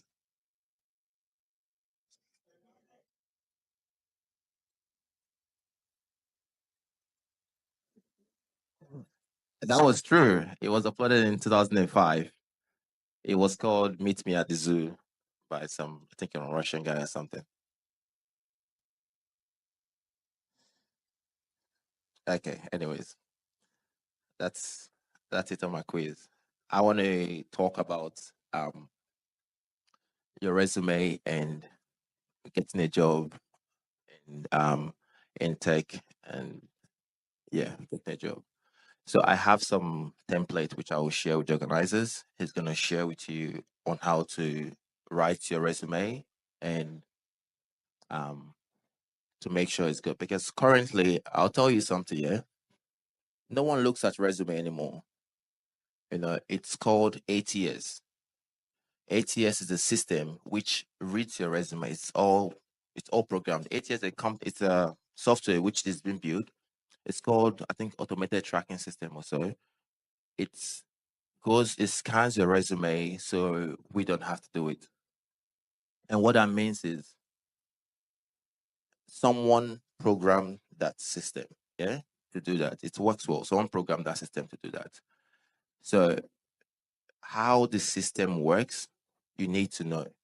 Okay? So when you're building your resume or writing your resume, you have to structure it in a way that the system can read it.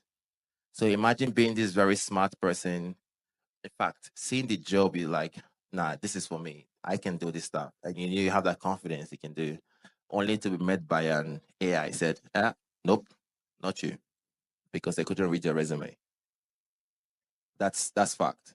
So you need to be able to format your resume detailed. So when you say format your resume, no photos. I used to put my picture on my resume before. Okay. Did anyone do that? Yeah. Because it looked good, right? You have this very nice photo of you. And actually, this photo I had was a professional photo taken of me. I was at the beach. I'm like, no, come on, if there's this picture, they have to take me, leave the skills. But I had my picture on my resume. And that didn't get me anywhere. Nowhere. Because even if someone managed to say it, they're like, what's this guy doing? The computer rejected everything. It scans that and then pushed it away. But you don't need your pictures on resume. You don't need fancy words on resume. You don't need your fancy words on resume. No. When you're building your resume, you start with your name, your phone number. That is debatable. If you want to get a job outside of the country, maybe not your phone number, maybe your email is fine. Yeah. But I will encourage everyone to get Skype. No one uses Skype anymore, but get Skype. You can buy a number, okay, like a US number or any country number you want to use for a year, just by subscription. Why I said that is because most recruiters, they want to speak to you, they want to call you, they want to hear you speak. And having a US number or Australian, any country you're trying to get a job for, makes you look more credible to them. So go to Skype, buy a number, put it on your resume, and that's your number. You can secure that number for a year or whatever time you want to do. So your name, your phone number, if you're not going outside, and then your email, and then your professional statement. So who are you as a person? When you're trying to introduce yourself, don't be shy. It's not the time to be shy. Okay, you have to speak about yourself. When you're speaking about yourself, do it in a way you're going to even surprise yourself. Okay, because imagine no one sees your faces, no one knows what you can do. They judge you based on what you've written, your resume. You gotta write up something, you gotta look up people's resumes and put something. Chinwe Root, I have a decade experience in this. This is what I'm trying to do. Or if you have no experience at all, I'm Chinwe Root. I have built this and this and this. I'm an avid learner of, tech or software or business, intelligence, data science, whatever it is you're doing. I'm an avid learner of that stuff. This is my recent project. I try to make companies, or I make companies secure, or I help companies access their security, whatever it is. You have to embellish yourself.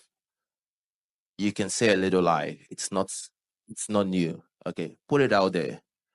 When I'm not little lie. Embellish yourself. Not little lie, but embellish yourself. You just have, how do I say this? You gotta talk up yourself, okay? Like a hype man. You see this hype man, yeah. You gotta talk up yourself, okay, when you go to that, because they judge you based on that paper. If you can do something, you gotta speak like you can do it. And then for the title, don't put a title of what you're currently doing. Put the title of what you want your next job to be. So if you're an engineer and you want to be an architect, you need to write solutions architect, okay, or security architect. Don't put your current role on there. You're downplaying yourself. If I'm a company, I'm not going out there to look for an architect and I see someone putting on an engineer resume. Sorry, no. When people have an architect, I will start from them first. Why I said this is because competition is very stiff. Remember what I said earlier about the low barrier of entry? Everybody's studying. Everybody's getting tech. I met a friend in Portugal and I was talking to him. We met randomly and then became friends. And I was talking to him. He said he is from Nigeria. He said he studied civil engineering. But this guy has 2 jobs, one in the UK and I think one in France. And he works at home pretty much. He lounges at home. But he told me he studied civil engineering. And then he picked it up. Maybe like 5 years ago, he just picked it up and started reading. He learned to do this language. He did personal project by himself. And this is something in tech, okay? You have to do project.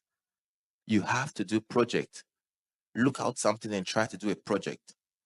Because if you don't have any experience and you have done a project, that project becomes part of your resume you're going to use to get forward. Does that make sense? Yeah?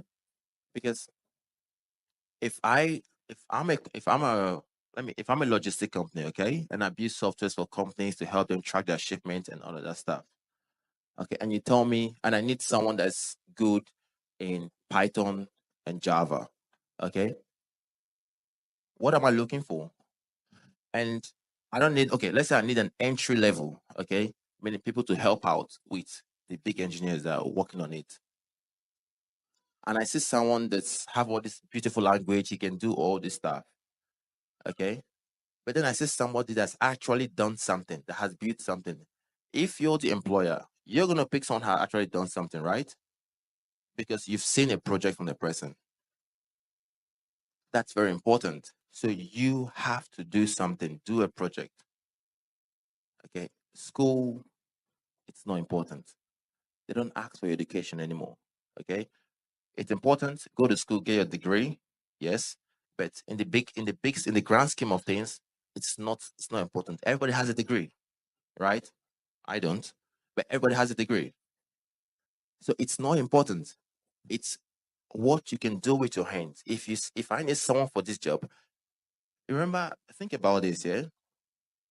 If you're an employer, businesses, there are people like you and me. They need you as much as you need them. Okay? They need you as much as. So when you're looking for something, you have to have the mindset of this. I've got a skill, I've got something that someone needs out there. It's about finding, finding who needs my skill, or finding who I'm going to help in that way. So they need you as much as you need them. So when you're trying to apply, or I lost my train of thought there. When you're trying to apply for something, or do a job or something, you have to have a swagger. You have to have that confidence, because once you get past that AI ATS system, is the interview. Yeah, interview is a way, in a professional setting, is a way to show you are capable of something. It feels like a facade. It feels like a facade. It feels like a waste of time, but you have to show, because wherever money is exchanging hands, people are serious. Okay, money is not real. But whenever that money is, people are very serious. Look at the stock market today. People are very serious about money and where that goes. So when they come to interview, they want to know about you. So when they ask you an interview, tell me about yourself. They don't care about what you do. You can say your hobbies later, or where you're from. I was born in Lagos. No. What they want you to do when you ask them about yourself is they want you to talk about your experience. Okay, tell about yourself. Okay,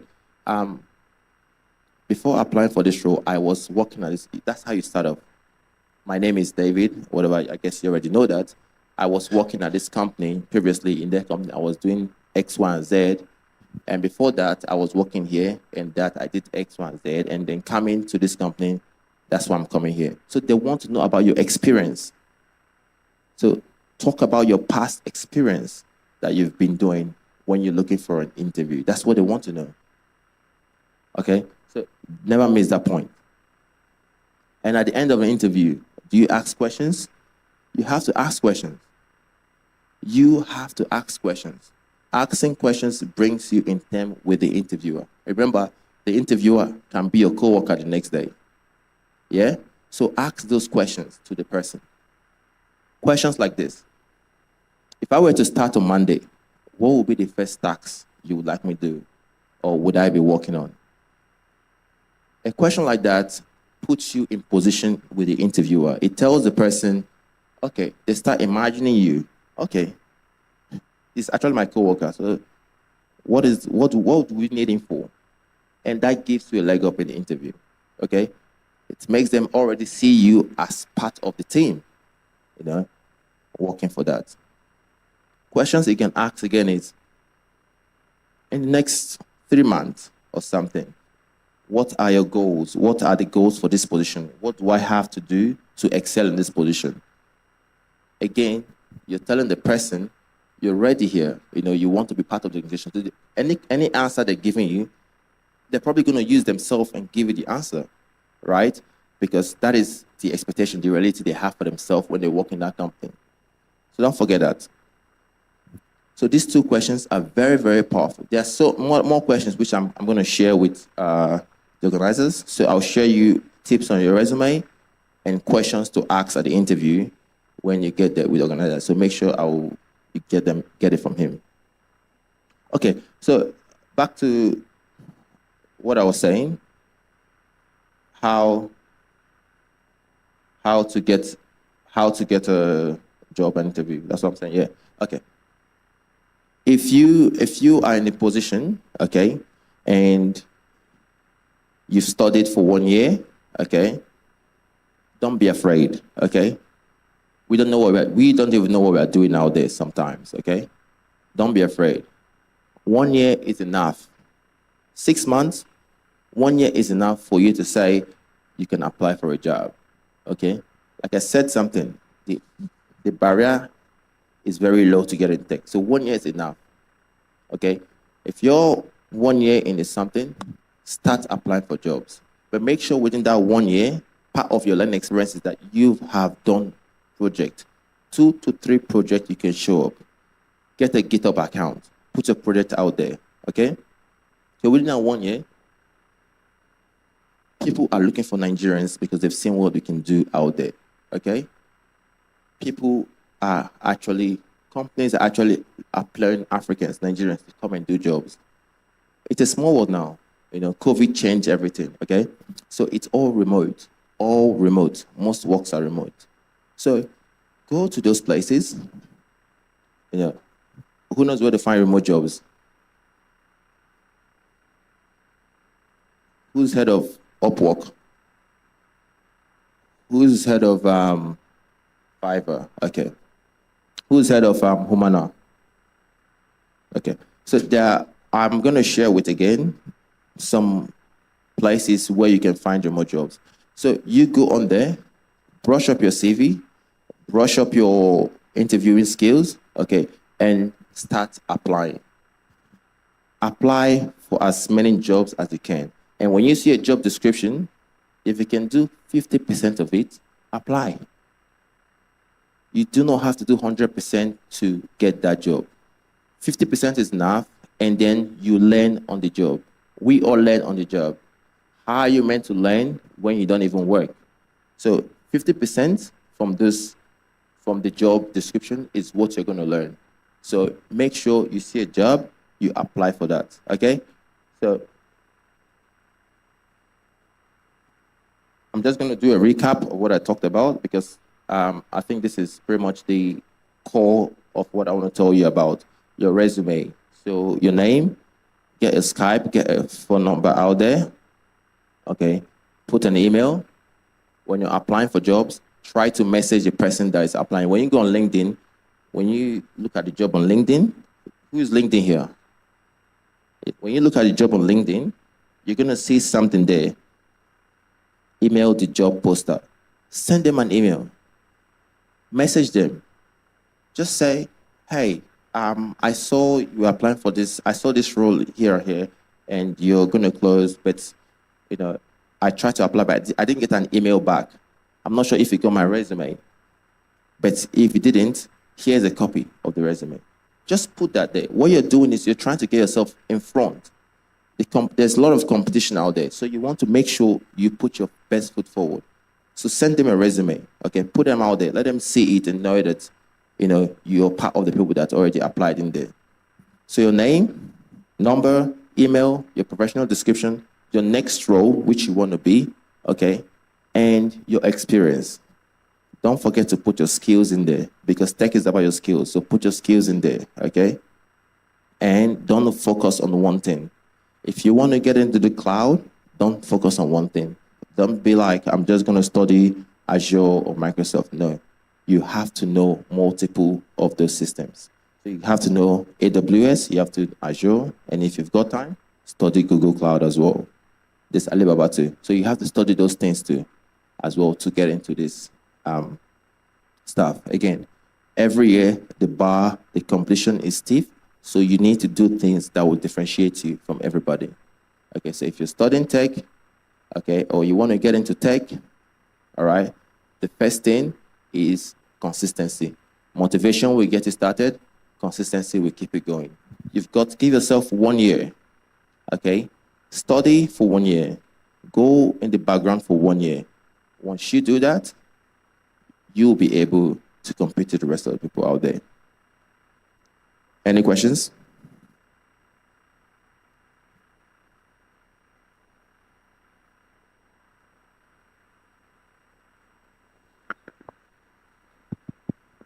All right, I have 3 questions. Okay. First, I saw on the slide that you are a cloud security engineer. Okay, so my first question, certifications or project? Both. Both? Yeah. Depending on does it depend on the tech platform or on the tech job or the role or just generally? Both, yeah. So certifications is great, okay? It's very important, it's good. Certifications is great. Project is also good. So if you want to get into, for example, I do cloud. I have a couple of cloud certifications which I'm doing myself. Okay, so industry certifications are important, and you have to find the ones that are very popular. Don't study an obscure certification, okay? Most people are looking for certifications which are up there. So if you're going to study cloud, study Azure, okay? Look up Azure certifications, okay? Those Microsoft Azure certifications. Look up AWS certifications, that's what you should do. And have a project on the side. We have many people who just study certifications, okay? But they don't know what they're doing. And that's a very big problem. That's where you flop in the interview. When you have a project, you can speak about it in the interview. It gives you something to talk about. Certification will get you to the door. Project will keep you going. Does that make sense? So you have some talk about with a project, and certification as well is good to push you ahead. All right, great. Second question is this. So I'm also an aspiring DevOps engineer. Okay. So I'm going to deal more with the cloud.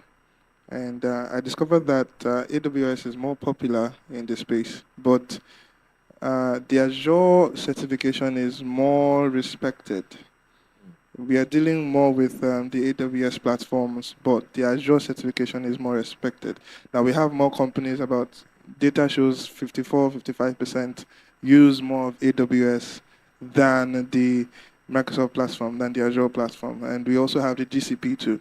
So my question is this. Okay, so you're learning and then you're trying to put yourself out there. Companies are using AWS more, but you also have to read up for the Azure certification. What do you do? How do you do yourself so that you can still put yourself out there while learning these things? And obviously limited funds too, because it costs money to do that. Yeah. Okay. So in terms of that, that's good to actually look at the stats, yeah? Before it used to be Azure and then AWS and that, right? So I think pick one, it doesn't matter. Pick the one you're more interested in, okay? I'm an Azure guy, right? I'm very vast in that area, yeah? But when I study certification of that, I still look at AWS as well, because you have to know both. They're both transferable. They're both pretty much the same thing, okay? In quotes, okay? So pretty much all the services Azure has, AWS has it. Different names, different words, but once you know one part of it, okay? The Azure, for example, solutions architect or something in Azure, you can do the same in AWS too. So if you get a certification in Azure, just go learn AWS too. So when you're putting on your CV Azure certification on your skills, you add those AWS, lingua there too as well. Okay. So which So it do you helps you. which do you suggest that we go for? Remember, we are battling with we are battling with we are battling the lack of funds, and so you have funds for just one certification, and then you want to go with one. Which exactly do you prefer? We choose Yeah, put him in the box. a Okay. tight one. I'm very biased with Azure. Okay. If you want to work for a traditional company, okay, pick Azure. If you want to work for emerging startups on the move, go for AWS. Okay, because Azure has been there for ages. They have the Active Directory, which if you were a company back in the 80s and 90s, 2000, yeah, you must have AD to manage your system. Yeah. So most companies traditionally have Azure system, and then they move, Active Directory, and they move to Azure, and they do all the cloud stuff. So traditional companies, established companies, then put it that way, Azure. If you want to go for startups, AWS. No, thank you. Last question. The dream is to work remotely, earning dollars, right? Now, while we are trying to build ourselves to get to that point, yes, while we are trying to build ourselves to get to that point, how do we position ourselves online? Yes, put yourself out there on LinkedIn, your projects display on LinkedIn, but as a Nigerian myself, I would consider someone around me first before I say I want to take someone from another country. So how do we want to position ourselves or try to make ourselves look better than those there? Because we are not just in competition with Nigerians, we are in competition with the whole world, especially those from the country of the hiring manager. Right. So how do we put ourselves in a point where we can show that we are better than that guy that is in your country, who you can easily call up, even though he's working remotely, but he's in the same city with you. He can easily call up and come to the office and do some of those, but I'm not there. Right. So how do we show that how do we prove ourselves that we are way better than that to be considered for a role more than the ones in the country? Good point, yeah. It's a remote job, yeah? So it's remote. So they want anybody from anywhere. From anywhere. Great. Okay. I said get a Skype number, yeah? So when you have that Skype number for that role which you're applying for that country, it gives you some credibility, like I said. So they can be able to call you. Email is great. Email is slow. Call, I speak to you, I get to know you. Okay? So get that number. That's part of the package. You have to get that Skype number. And on your resume, when you're putting your experience, you can choose to remove the countries there, okay? So that gives you more visibility, okay, in terms of places. What I'm saying is because so they don't limit you, in the places. So you can write the name of the company, the time you spend there, that's it. You don't need to put the address and stuff like that. So you can just remove that from your resume.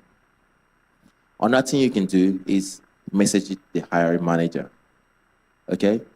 If I've been in a position to interview people as well as get people the job. If someone messages me first, you're front and center. Okay?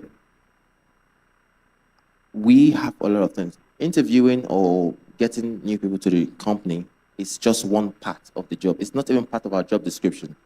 It's something the CIO will say, hey, this and this, there's an interview. That's just one part. Okay?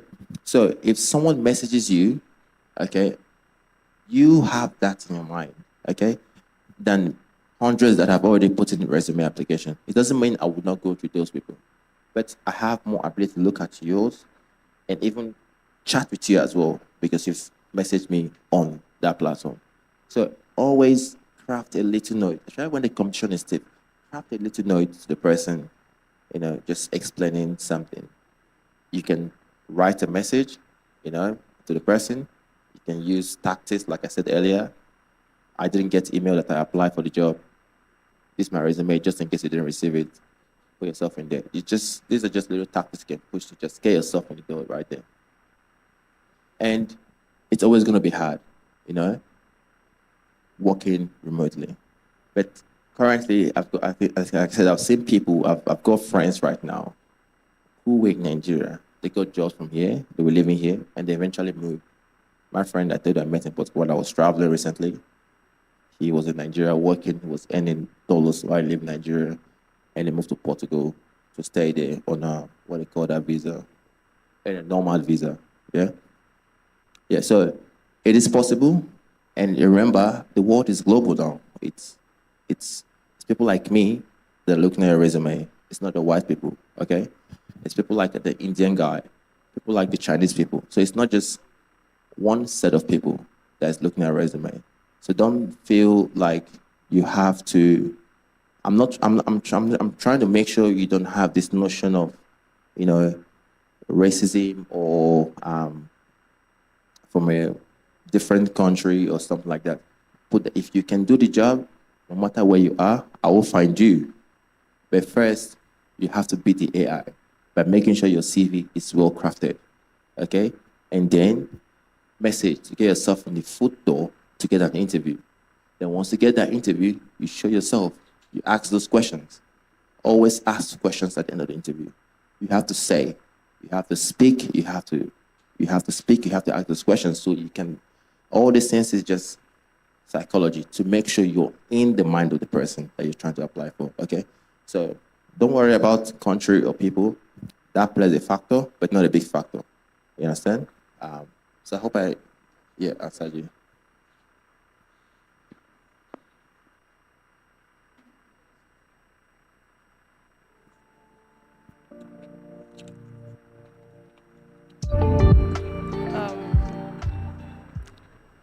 Wonderful class, yeah. But after everything, I'm speaking for myself. I'm asking the question for myself. Yes. With everything that was said, to be very honest, I'm so confused. Why? I want to work remotely. I want to, but where do I start from as somebody who has little or no knowledge in tech industry? What do I have to, where do I have to learn? What skill do I have to acquire, you know, to actually be able to be in the tech industry, to be able to work remotely? Yeah, that's the question. Okay. Tech industry is a tech industry. It's a very broad place, okay? What was your name again?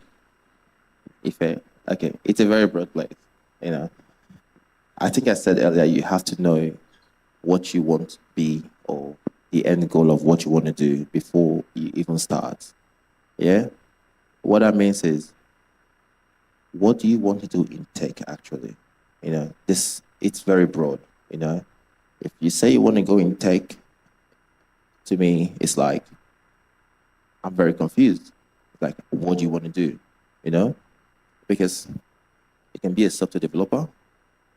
If you don't want to be a tech person, you can go to business analyst. If you want to be, currently there's data science, you know, there is analyst, there is, you know, business intelligence, there's architect, you know, there's servers, there's so many parts of tech. So you have to know, what do I want to do first, you know?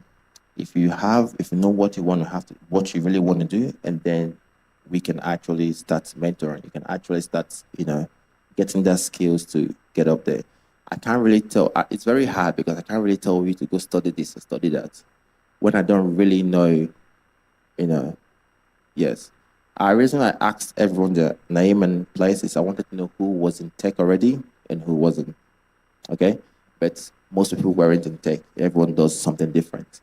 Okay, so if you want to get in tech, the first thing I'll tell you to do is know what you want to do, okay?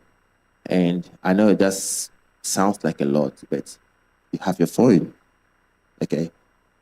Just research, okay? Just see what interests you. You know, there is AI now, right? You can go AI, right? You can be a teleprompter. You can choose go into security. You don't really need technical knowledge to secure. I'm giving things you don't need technical knowledge for. Going into security. Security is more about, I feel like every Nigerian can be in security. You know what I mean? Because it's just being smart and then understanding how policy works. Okay? You can understand and see what security is all about. Okay? You can go into there's so many sort of different areas that don't require you to have hard technical skills in tech. Yeah. And like I said, all your skills you're doing is very transferable. So what you're doing, okay, currently, whatever it is, whatever you're doing, you can tell me, I can tell you how you can use that in tech. Okay. Every skill you're doing is transferable. Tech is just a technical skill, but that's just one part of it. Communication is very, very important in there. How you're gonna get in there. So I don't know if anyone else is confused. Yeah. But if you already have something you're doing, keep doing what you're doing, because every skill you have is transferable into the technical industry. Yes.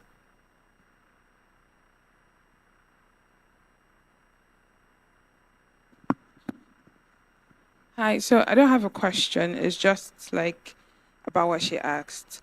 And the truth is, I'm going to bring it home. A lot of us did not enter tech because of passion. Let's start from there. It's money, right? And it's usually hard to answer the question of what do you want to do, because you can be very confused.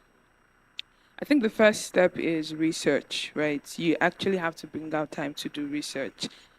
And then when you do research, and another problem people have is when you don't just choose tech fields, there's certain tech fields that have certain personality traits that help you, right? So it's like saying you want to do UI UX, but you suck at designs, you don't have, there's nothing about maybe appearance or things that appeal to you. I'm not saying you won't do it well, you will do it well, but you will struggle, right? So I think the first thing you need to do is research, right? You do research, you find what appeals to you, you ask questions. I think take courses. And I think another thing too is you need to have an open mind. So maybe for you, your own journey was straightforward. Mine wasn't straightforward. I think I first started with software, learning HTML, CSS. But because I started early, I started when I was in school, so I had the opportunity to try and be like, okay, I'm not sure this works for me. But when you get older, you don't really have that time to gamble. So I think it's important to understand that you have an affinity for. And then another thing is discipline, because the truth is at some point you're going to get discouraged, you're going to get tired, and you also want to be careful that you don't start this and leave this, start this and leave this, start the other one and leave it. So you need to understand it. And then also to answer her question, she talked about a laptop. When I started learning HTML and CSS, I didn't have a laptop. My friend had a laptop. I would borrow her laptop. And it wasn't very efficient because you need to put a lot of time if you want to be a good software developer, but it's something I wanted to do. And then another thing too is, like he said, I think we get carried away that every tech skill you must be an engineer, you must code. There's a lot. There's risk and compliance analyst. There's a lot. And then even if you don't have a laptop, I think you need to, how do I explain it? I know you may sound very, what is it called? But I'm saying from personal experience, you need to set a goal. There are a lot of things about that field you're interested in that you can learn on your phone. So you can start learning, but maybe implementation will not be the problem. But when you start learning, you have a goal, you save. We use Android phones. My first laptop was a very ugly Acer laptop. It was so big. It functioned like, let me know, used to work with mine. It was a horrible laptop. But at least it served, it was practically a desktop, because when they take the lights, it goes off. But you just have to start, because honestly, if you keep waiting, you would never do anything. You would never do anything. This is what I wanted to say. Thank you. Anyone else?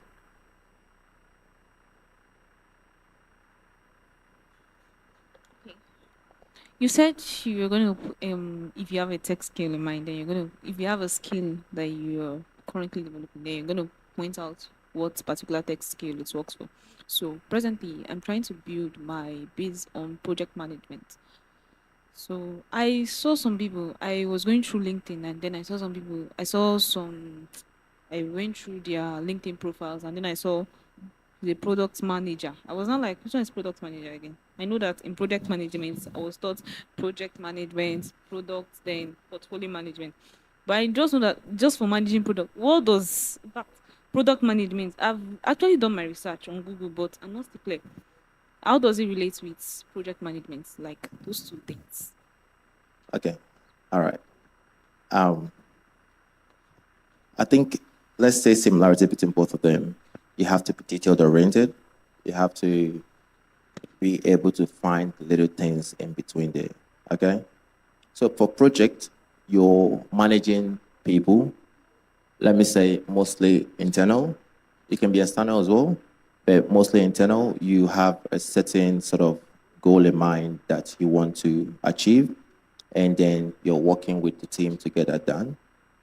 But for project and product, you're telling a story, okay? You're trying to bring a product, not really a product, it can be a product, it could be a function in an application, it could be a new feature. You're trying to bring that to life. So that includes storytelling, working with external stakeholders, okay?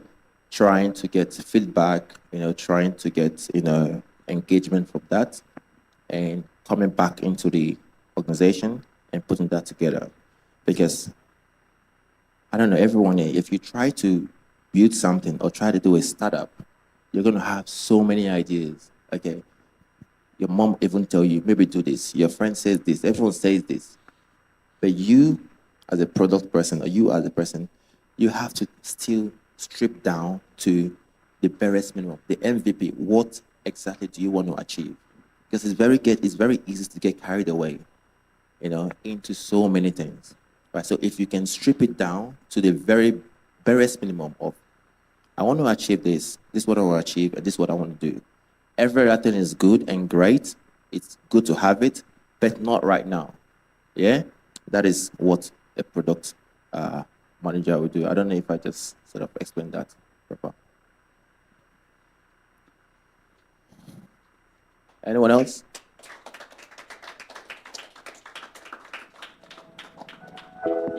If you need help on a personal note, okay, it is a particular field which you do want to get into.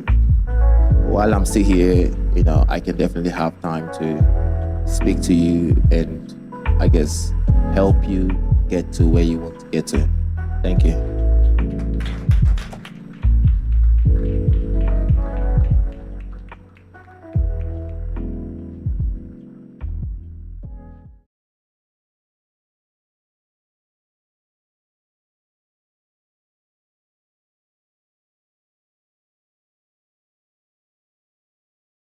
Lauren was born in Australia. She has a cultural background of Turkish and Italian. Yes. Her professional background will go as follows.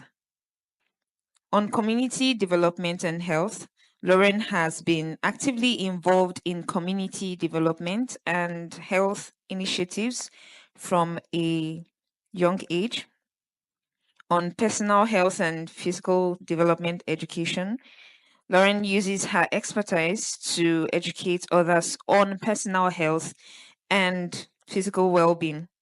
On international public health, with a background in international public health, Lauren has a global perspective on healthcare. She's a yoga instructor, and she's not only passionate about physical health, but also practices and teaches yoga for the holistic well-being.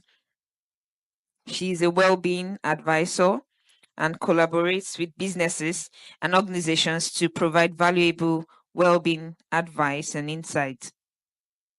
On youth health and mental health, she's an advocate and works with youth to promote health and mental well-being. She has added to herself research and programs such as evidence-based community health research. She also has the program development, where she has played a key role in developing and implementing community health programs. Lauren's diverse experiences make her a well-rounded professional with a strong commitment to improving community health and well-being. Her passions include traveling. She loves to explore new places and experience diverse cultures. She also loves continuous learning, and as a lifelong learner, Lauren is always eager to expand her knowledge and skills. She's also a health enthusiast, and her interest in health has shaped her professional journey. And today she's going to be sharing insights on health, mental well-being, and everything that you need to do well as you create wealth. So let's make welcome Lauren Bouzier to the stage. Don't stop, don't stop. Well, I'm glad I didn't fall down while walking. Thank you for the introduction and thanks so much for having me. I know that my accent might throw some of you off, so let me know if I'm talking too fast or I need something, okay?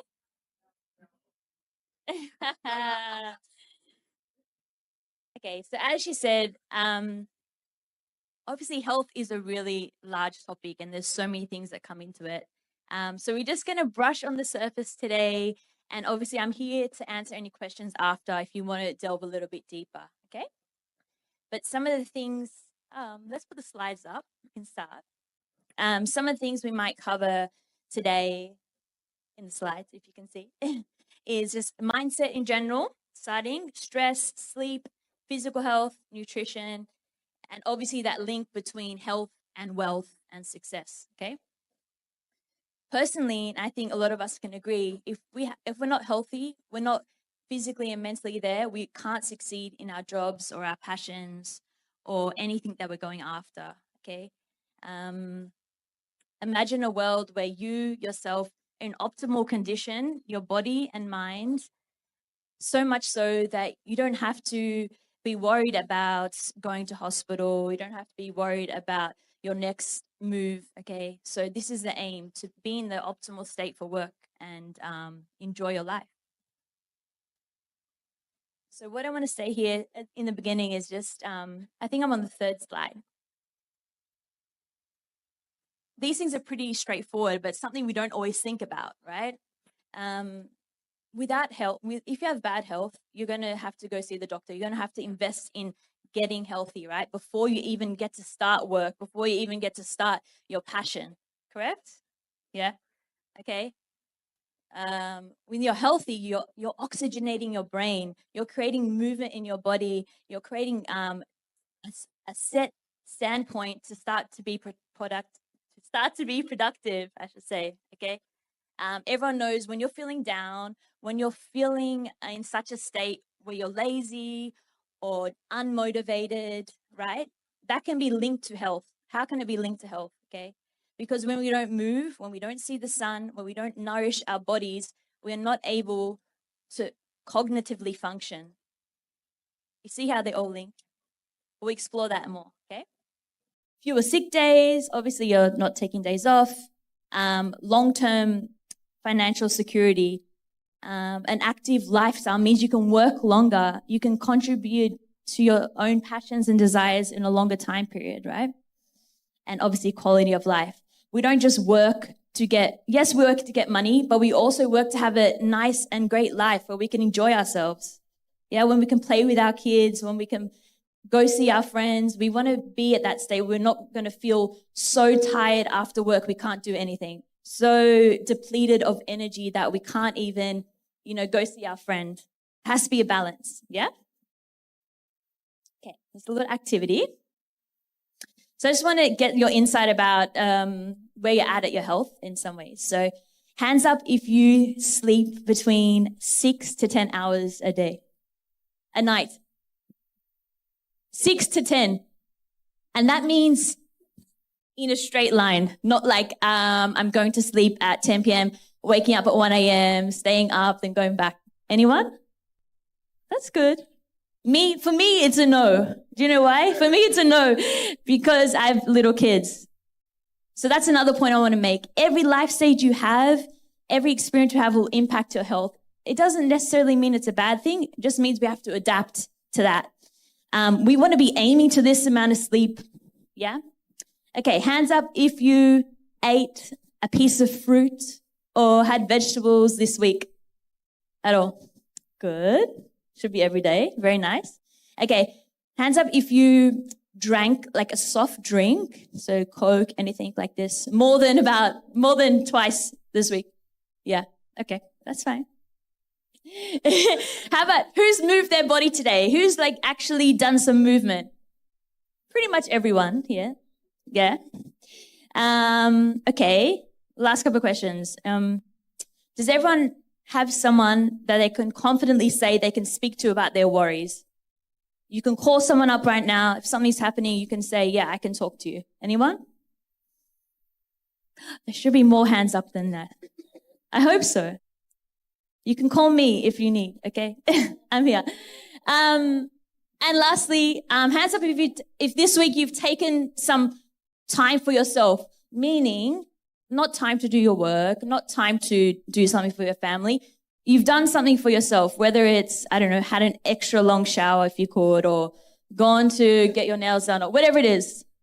Yeah, that's good. I want to see more hands by the end of that, okay? All right, let's go. That's good. It needs to start there. You need to be positive. So that's my next slide. Basically, what I believe and what I've seen after all the people I've worked with and the places I've been is that health really starts with a mindset. Okay, it's all to do with you and your willingness to improve yourself, your willingness to say, I want to be healthy. I want to be the best version of myself. There can be so many people telling you things. I'm sure you all have like Instagram, Facebook, whatever. And you see things, and I don't know, especially this time of year, you know, get into shape, eat this, lose weight, blah, blah, blah, blah, blah. We've all seen that. That can't really work if you don't have a positive mindset, if you're not in the right state to start working on yourself. So we're going to start today to create a positive sense of self. And I want you to think about something about yourself that you feel is a really positive quality or a positive attribute that you have, that you've been working on. And I want you to tell that to the person next to you. I want you to be confident and say, hey, I'm confident because, I don't know, I'm worked really hard this year on exercising every morning. It doesn't have to be anything physical. It could be mental, anything positive about yourself. I want you to just tell the person next to you. Go ahead. Think about it.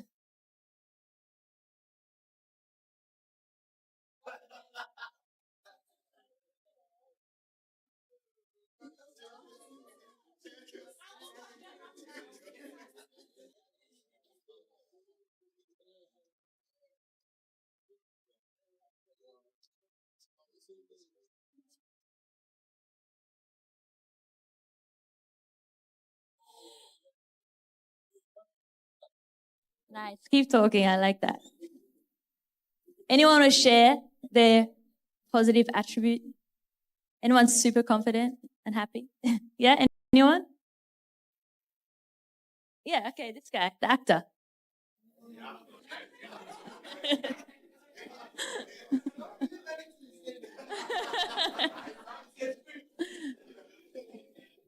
Don't be shy. It's okay. Okay, someone else step in for him. Someone else. Come on, I know Nigerians are very amazing people and they're very strong and resilient. Okay. Yes. Very resilient people. Yeah. And you don't talk about yourselves enough. So come on, let's go.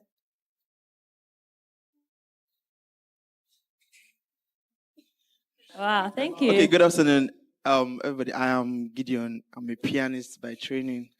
And I think a positive thing about me is that I don't like stress.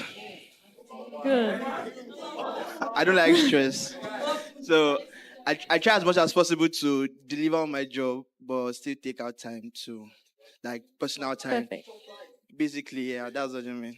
But I find I take it as an important thing because if you don't do that, eventually burnout will hit you. If you don't rest, your body rests for you.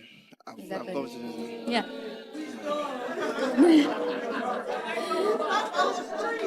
Wow. Thank you. Okay, so I guess really nice. Something you can do at home.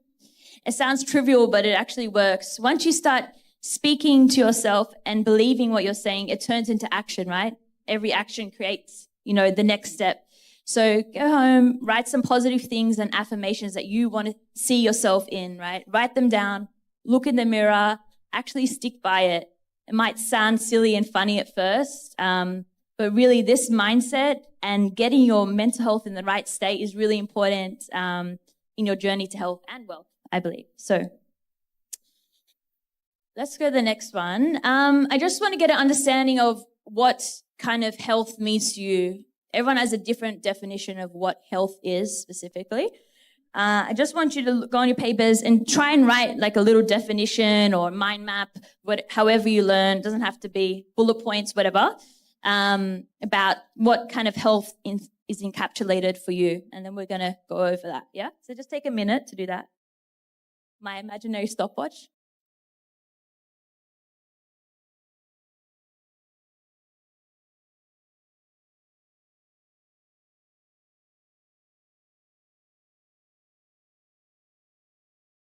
Don't worry, it's not an exam. I'm not testing you.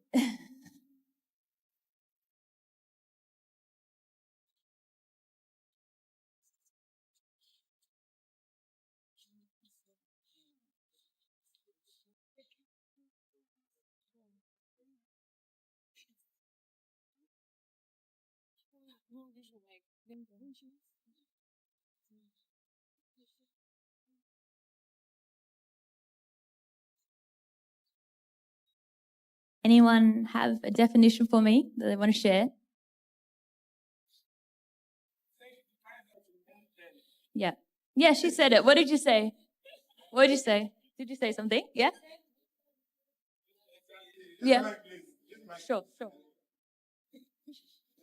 Okay. I said that once you have a positive mindset, it kind of takes it that You can person is obtain health. healthy. Yeah. That's good, yeah.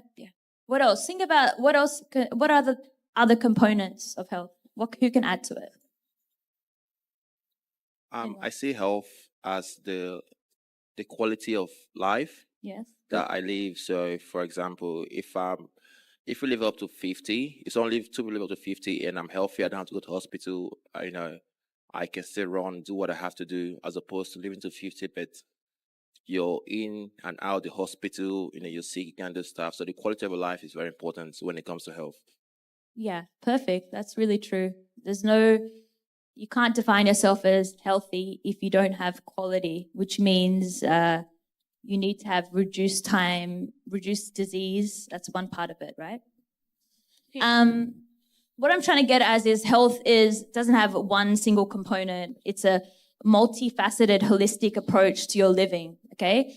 So it's a state of physical, mental, social well-being. It's not just not being sick, right? Okay? It's the preventative things that get us to a point of healthy living. So also the World Health Organization adds on that the enjoyment of the highest attainable standard of health is a fundamental right of every human being without distinction of race, religion, political belief, economic or social condition, meaning that we all have the ability to set the high standard to be the healthiest parts of ourselves that we can, right? As I said, it's not just physical, mental, spiritual, all the above, social as well.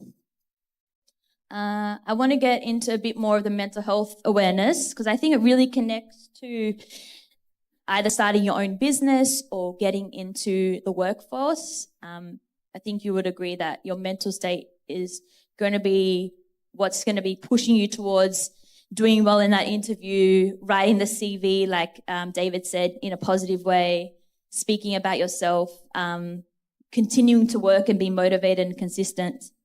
Without positive mental health, we can't have a good discipline in our work life, right? So these are some tips that I just have in general. So I know that a lot of you work really hard and you spend a lot of hours working, but not all those hours are going to be productive, are they? No? Yeah. We can't really focus.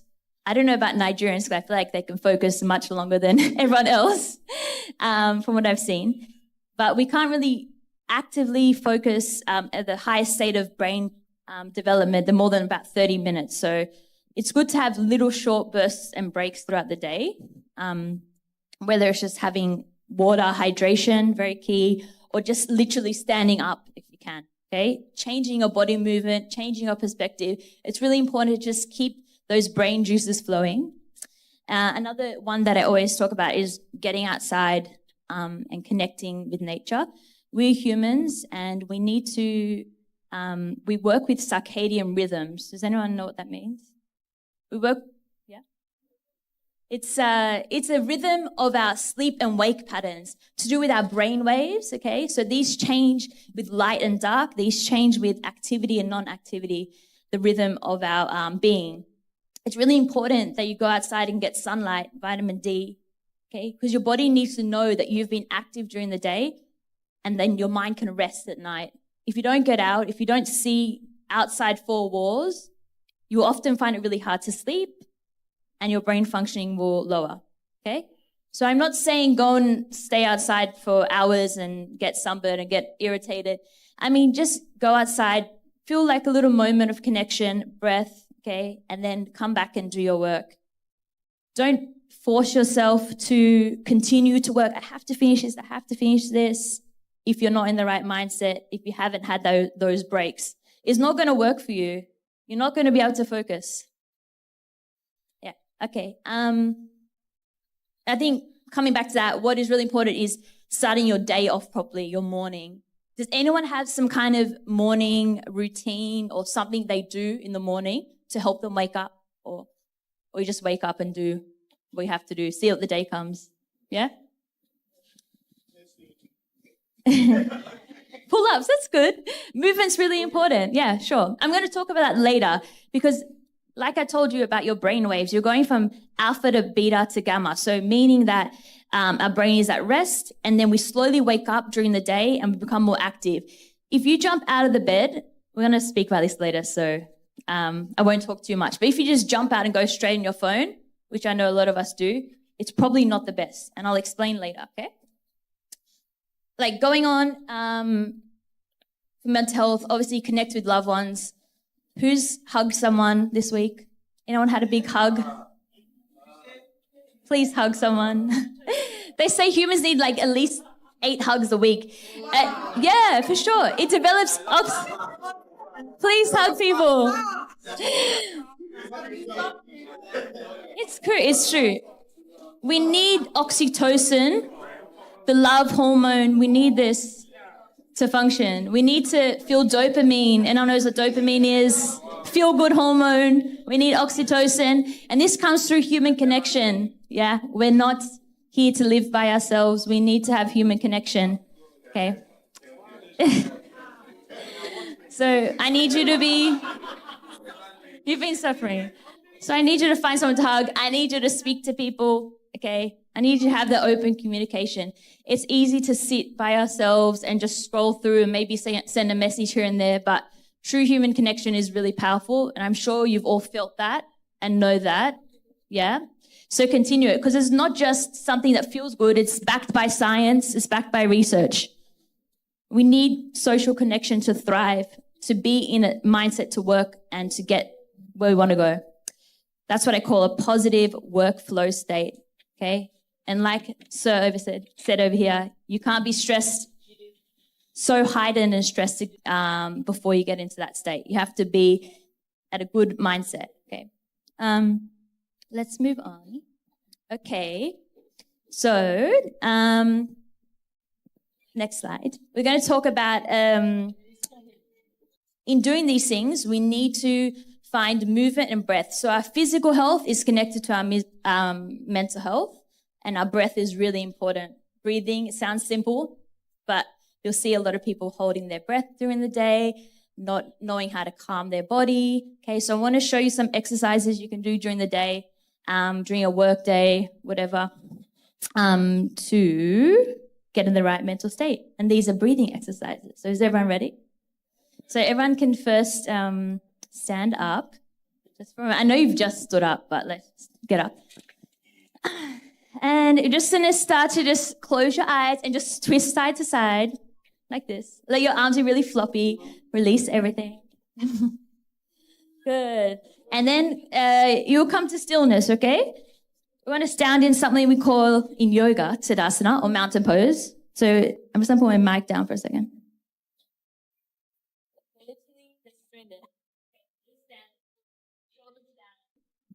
Shoulders are down, head is tall. So your body's really long when you're connected to the ground.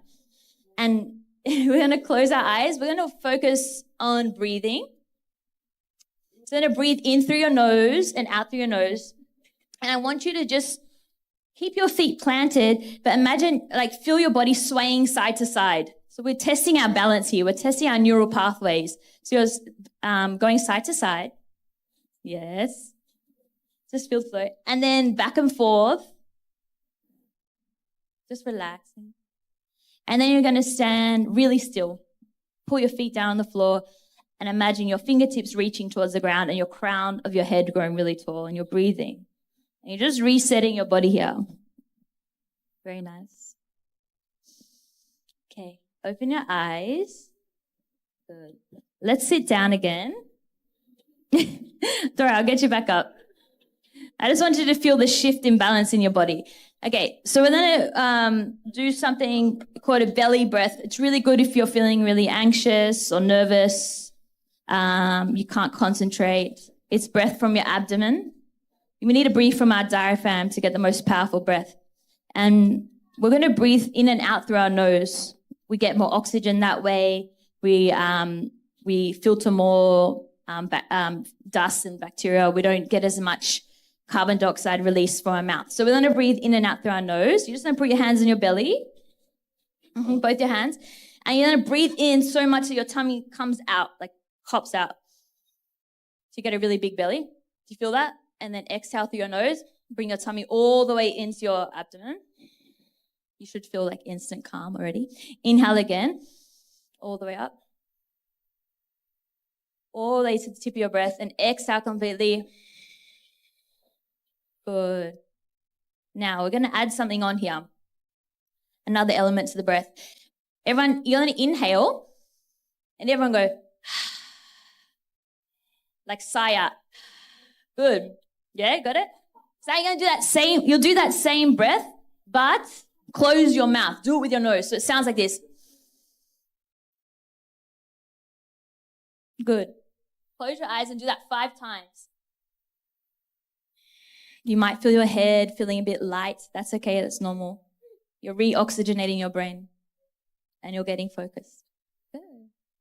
Should feel good. A few more. Good. And once you master this, you can change the speed, do it really slow. Good. And when you're ready, you can just open your eyes slowly. Yeah. It's funny at first. It feels awkward, but it actually helps. This breathing exercise helps us physically and mentally. Okay, good. Next little exercise I want you to do. So that's just simple breathing. This is a good one when you're working all day on the computer, okay? So you're going to bring your hand up to your head.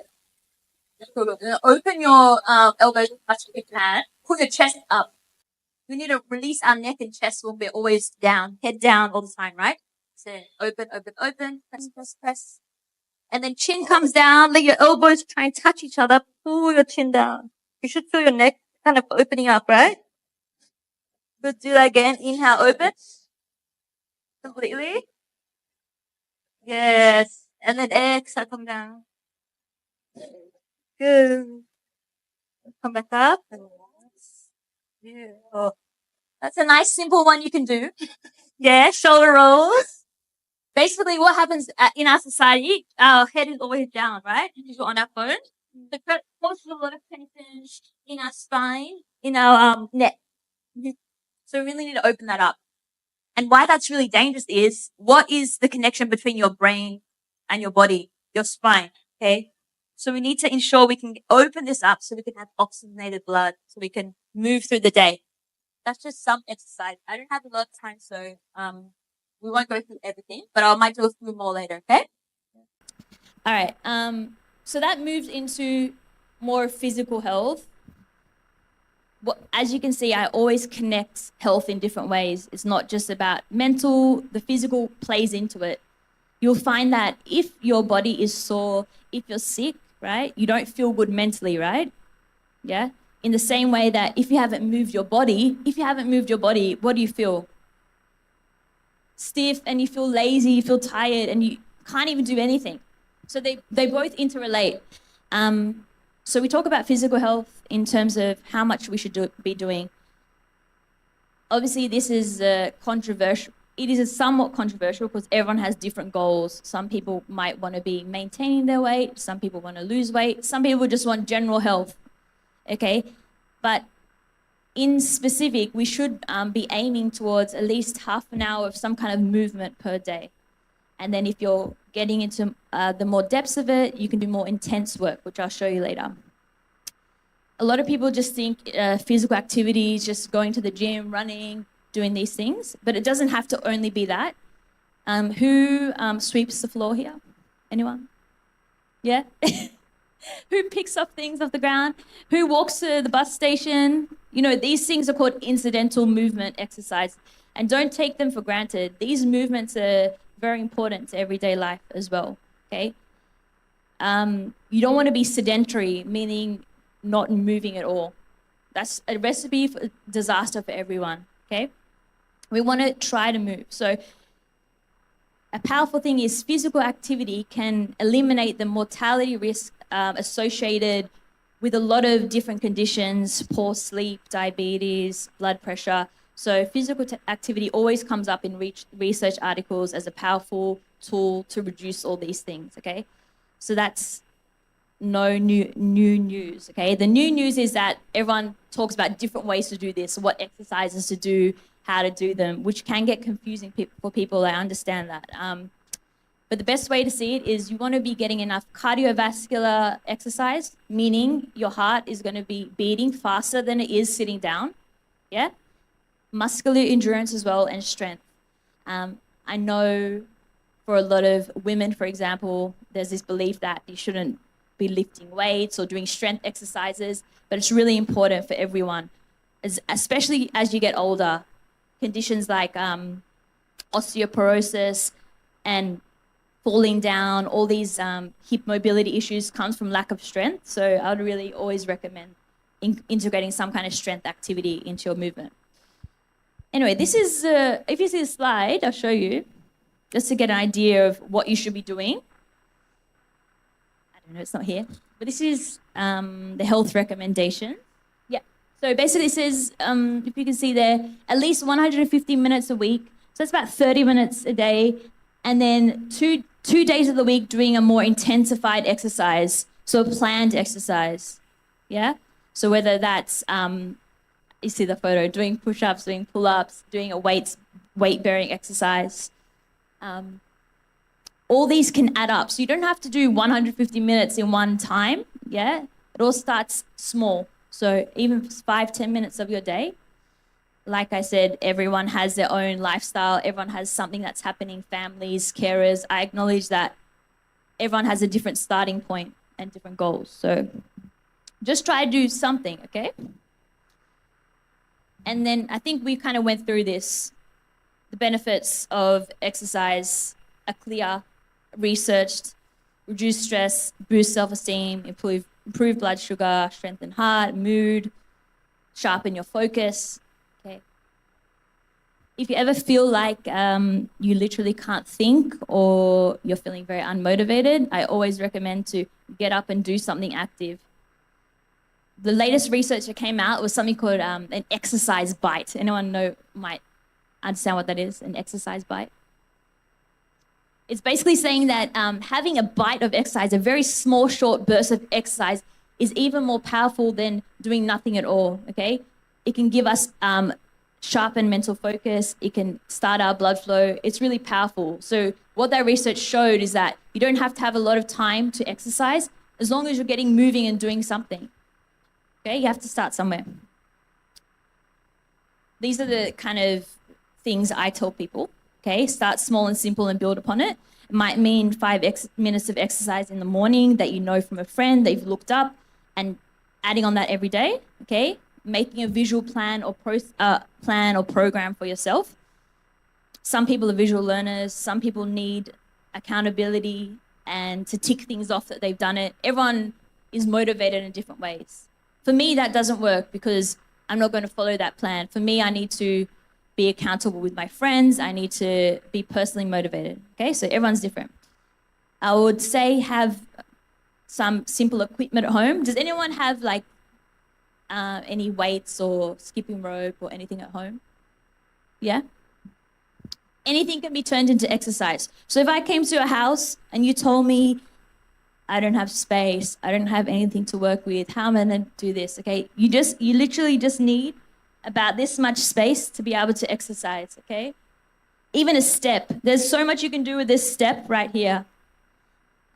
You just need the right direction. So don't feel like you don't have the resources or don't feel like you can't start anywhere. There's something for everyone. Look up home workouts on YouTube without equipment, for example. That's one way to do it, okay? If you do have the capacity to do exercise or go to the gym or join a sport, I would always say have a friend with you at the start to be accountable. I feel like if you have someone with you, you can stay motivated, right? You can work together. So if I said there, my slides aren't even up. I'm acting like they're there, but they're not. Yeah, so any movement you can do is powerful. Any movement you can do for your body is going to be great, okay? But don't forget to rest. Don't work too much. All right, speaking of rest, I have we're going to talk about sleep a little bit more now, okay? You can't move, you can't function, you can't think if you don't have proper sleep. I know a lot of the speakers spoke about staying up really late and doing everything you can to get the job done, which is really good. I applaud that. That's good some of the time, but it can't be all of the time. Can't be all the time. We need to prioritize sleep for functioning, yeah? Can we have the slides? I think I'm on number 14. Cool. Keep going. We've skipped a lot. Keep going. Next one. And next one. Yeah. Okay. Yeah, so like I said there, long-range research indicates a clear link between sleep deprivation and a range of disorders like diabetes, hypertension, and obesity. We need quality sleep to recover, restore bodily function, and cognitive function. This is like a long-range research study, okay? So it's important. It's something we can't miss, sleep. It's something we can't say, oh, I'm just going to get 1 hour tonight and wake up and have a 5-hour nap. We need to try and prioritize that. Any ideas of how we would get into a better sleep pattern?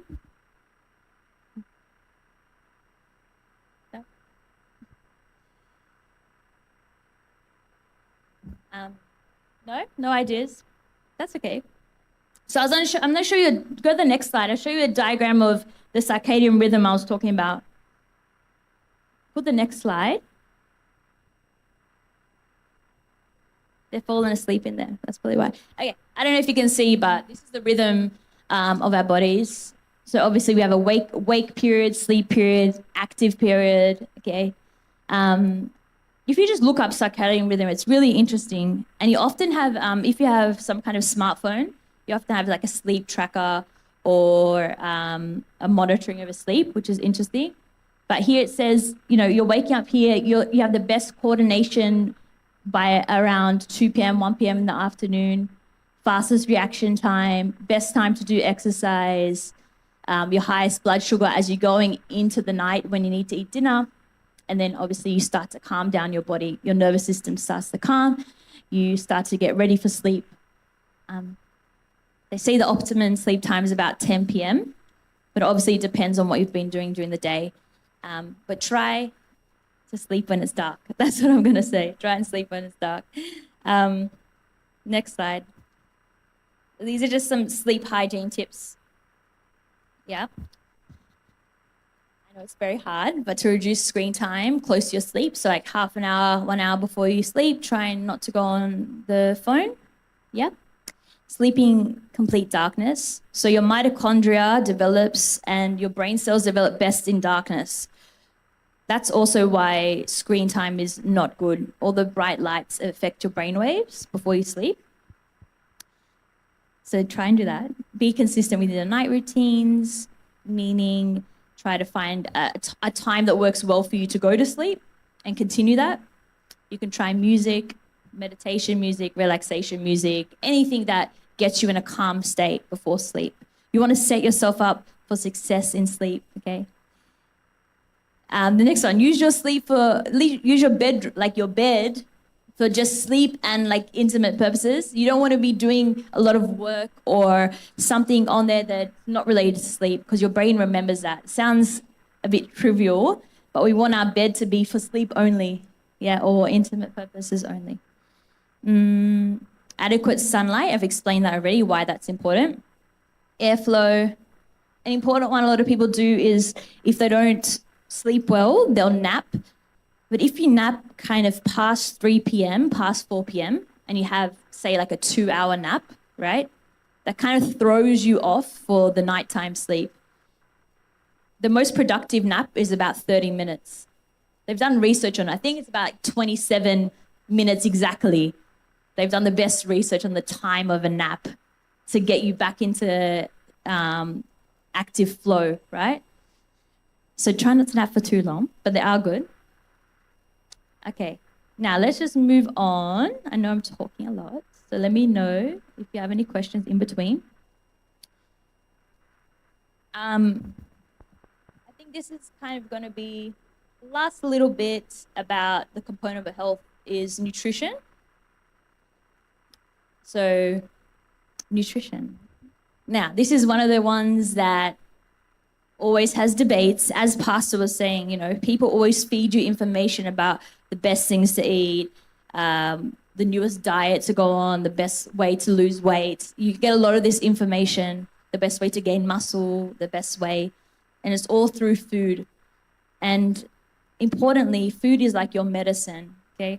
So your food gives you your nutrients to live and survive. There's a nice quote that says, your diet is a bank account. Good food choices are good investments, okay? Yes, meaning that the food you have is literally for your body. It's nourishing you, okay? I want you to know that every body is different. Every actual body is different. So someone might say to you, eat this food, you'll lose weight, and you'll notice your friend is looking really great, feeling really energetic and active, but your body is completely different to theirs. So you need to know that everyone absorbs nutrients differently. Everyone has different metabolisms, hereditary factors, hormones, okay? Especially being a woman, just for a moment, women, we have a lot of different hormones that come into play with our cycles, which interferes with nutrition and how we can absorb food, for example, okay? And lastly, it's not just about what you eat, it's how you eat it. Do you know what I mean by that? A lot of people are kind of rushing to work. Oh, I'm quickly gonna eat this snack. I'm quickly gonna shove something down my mouth or, you know, because I'm hungry. But the best thing to do is actually take time to eat, mindfully eat, yeah? Think about what you're eating and make a connection to that. Be thankful for what you're eating. It's really important, yeah? Because often we forget, if we're in this rushed and stressed mindset, going back to how they connect, we eat quickly, we don't really think about what we're doing, okay? This is just kind of like a general, this is the nutrition assessment of Nigeria, for example. And I found it was a nice way to put the foods we eat and how they help us. So we have body building foods, mainly our proteins, which are really important to have with almost every meal, okay? Then we have energy foods, which sustain us and give us energy throughout the day. We want to be having energy foods that don't have so much starch and sugar. We want an elongated period of energy.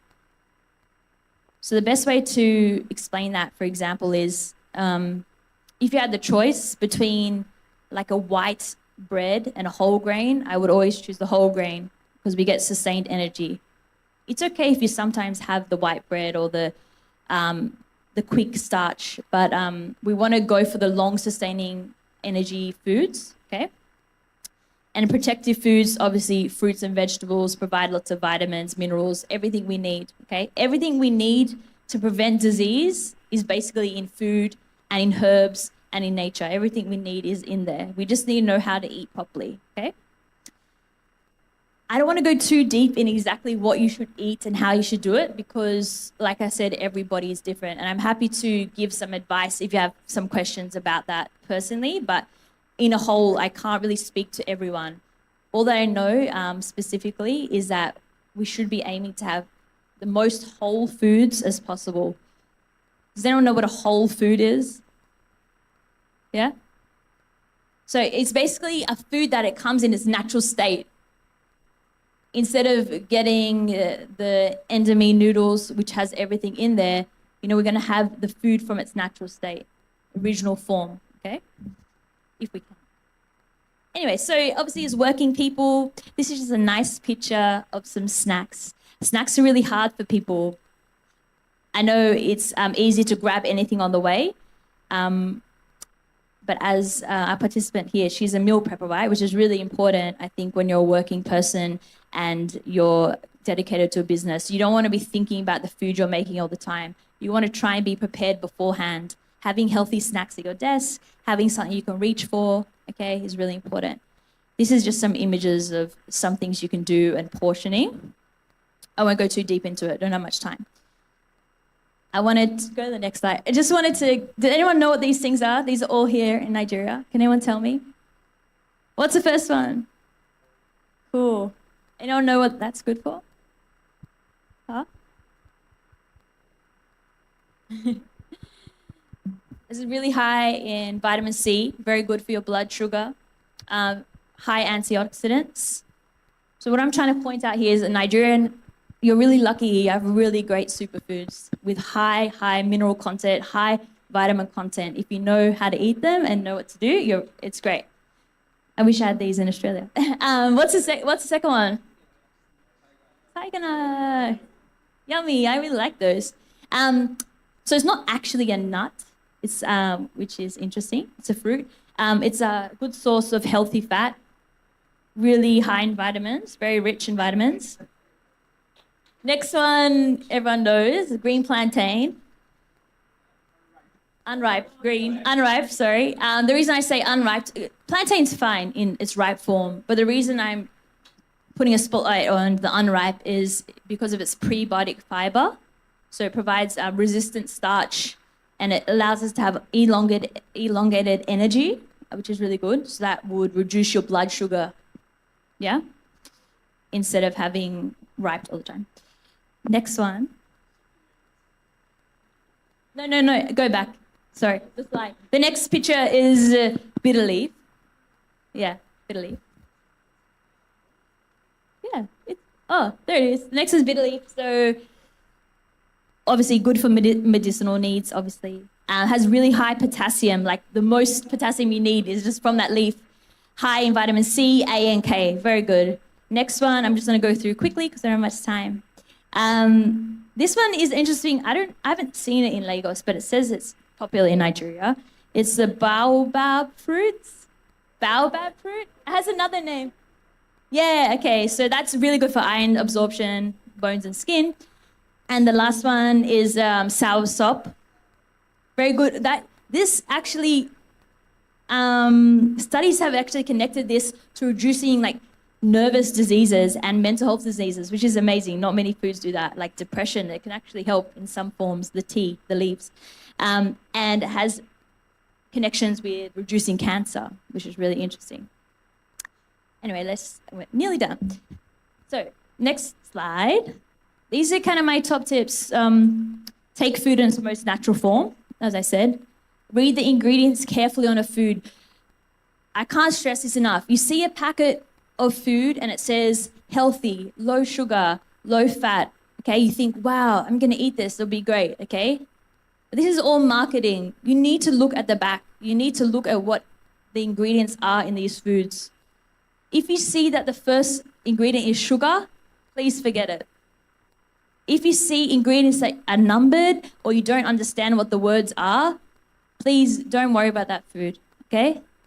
It's just a marketing ploy for you to get their food, okay? You need to know what the ingredients are, and you need to understand how to read nutrition packaging.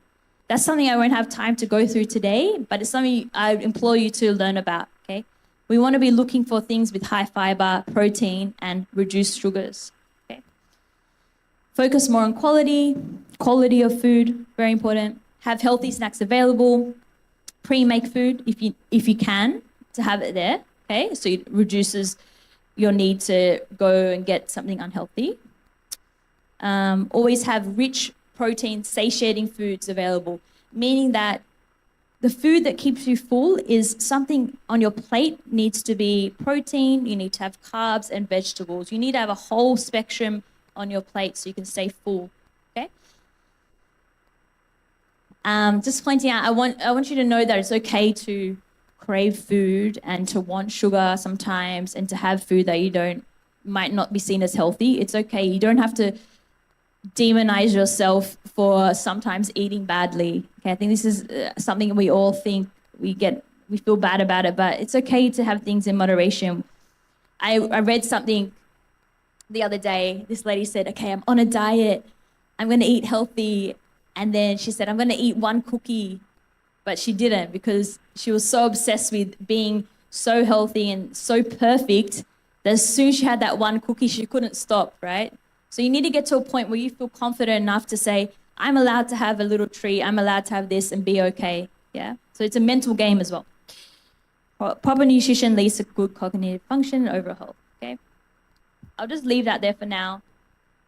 I don't have much time, so I might just go to, I don't know about this. Does anyone have let's just go to the last 5 minutes, okay?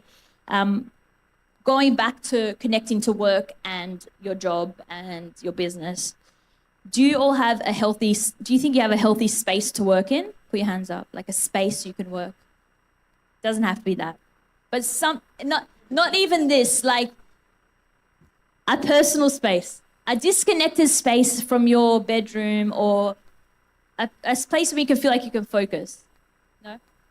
That's what we need to find. We need to find a space in our house, a space where it's like, whether it's at a friend's house, at a cafe, wherever it is, or we can focus. And it needs to have the ability to feel neat and tidy. It needs to feel like you can move in this space and feel healthy. This will contribute to healthy production and healthy work environment, right? Okay. All right, I'll just go the last one. I'm already out of time, but I'll share these last little tips. So go on pad 25. I'll go on to 25, actually, the one before that. What I want you to get out today, you need to prioritize yourself. You need to have a balance between your work and life. I know a lot of people have heard this work-life balance, but it actually is very important, okay? You need to have the ability to stay on track with your personal goals and your personal health so that you can succeed in your work. So I'll just end with those tips. So prioritize your personal health, that's meant to say. Set your daily goals and write them down. If you have something in front of you, you're able to work towards something. Conduct self-check-ins and reviews. Reflection is very important. Reflect on yourself, your personal goals, your work goals. Where have you come? How far have you come? Prioritize your well-being and set ground rules. If you have a family, if you're working for someone, all these things, you need to be able to set rules for yourself. You need to be able to say, I won't work past a certain time. All these things, okay? Anyway, you can read them yourself. I think they're trying to get me off the stage with music because I've spoken for too long. But yeah, I hope you can understand how everything connects. And if you have any questions, you can let me know. Yeah? Thank you.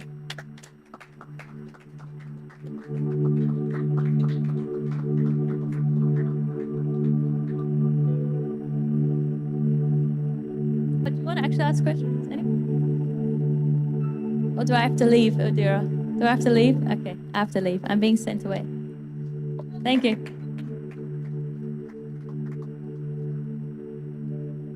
Sorry, it's just due to time constraint. So we are going to send out messages. I will still ask you to write your message down so you can have time to ask them. We're going to set up a Zoom meeting with each of the speakers so you can have time to ask your questions. Thank you.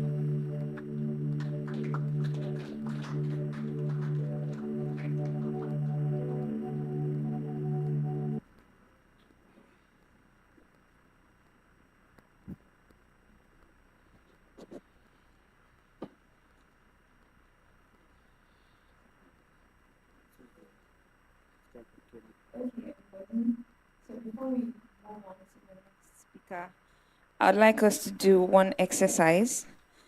Yes, please, can we be on our feet as we spell the word coconut with our bodies? So, C is this way, right? That's the spelling of C, right? This is C. This is right? Then we have another C. An N. Right? Oh, one. Right. An N. Then U. And then so one more time. C O, another C, an O,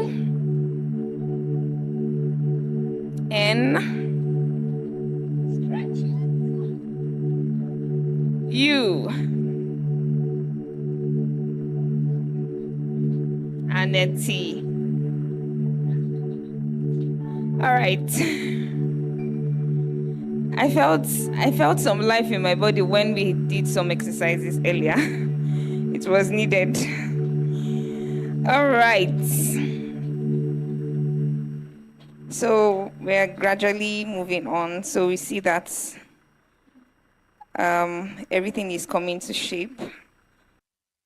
Next speaker who'll be talking on the business of real estate. And the speaker for that session is Stephen Nwachukwu. I'll be reading a summary of his profile. So Stephen Nwachukwu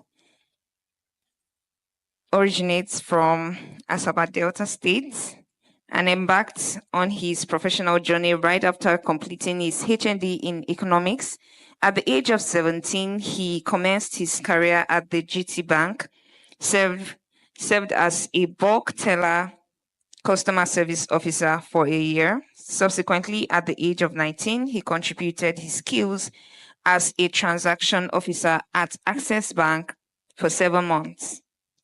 His trajectory continued at First Bank, where at the age of 20, he dedicated 2 years as a support analyst and executive assistant in the banking services group for Africa integration.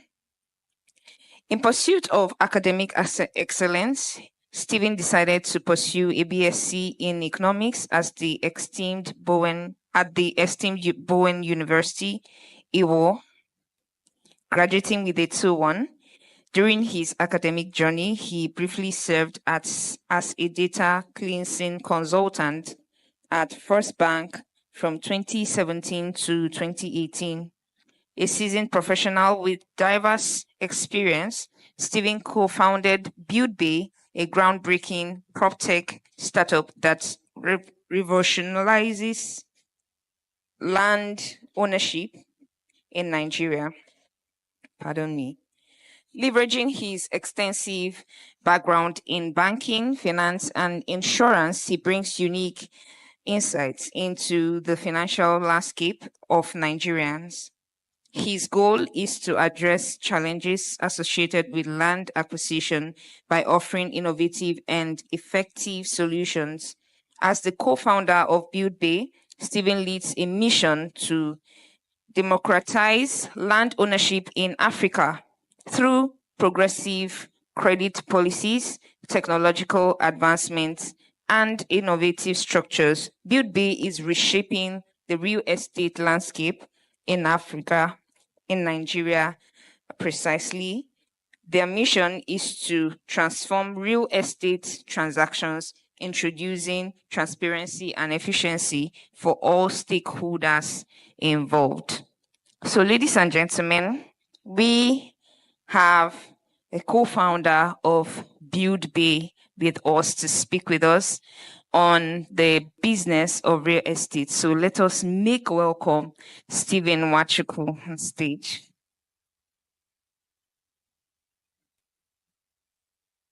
Well, Hi everyone. So I had to walk up here with my jacket on so that the capture can record that I came in looking fly before I take it off. So I'm allowed to take it off, yes?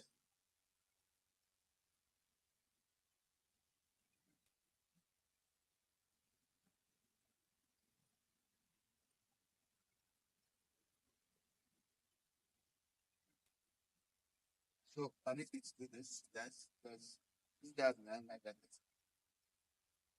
Okay. Hi again, guys. All right, my name is Nwachukwu Stephen. First of all, let me say a big thank you to everyone here, especially the organizers of this event. I've been looking at the ladies man in the camera. That's not something you see all the time. They've been standing, like even me self sitting for that period of time. I'm already tired. For that, not to talk of someone that was standing all through the program. So big shout out to both of you. All right, so I'm expected to speak on the business of real estate, but nah, I get coconutted.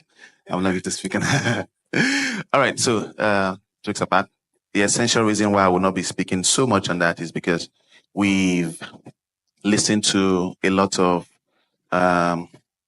knowledge import here so far. We've listened to captains of industry, experts from Nigeria and far wide. And I think too much of information at the same time might just be too much of an overload. That's when you see the computer bringing out smoke, right? So, and if I start talking too much about real estate, it's just going to get really, really boring. And you guys will just be staring until my time is over. So I'm just going to give you guys a little bit story about myself. The organizers of this event, and I say organizers as plural, they are very good friends of mine. So I would make an exception to be vulnerable. Usually people don't tell you their in-depth story. They just come and tell you, how they got the gold and how they are now appearing or shining, right? So I'm a co-founder today, thanks to God, at Build Bay. I'm the co-founder and president at Build Bay Limited. Build Bay is a property technology company. What we do essentially is to drive real estate with technology.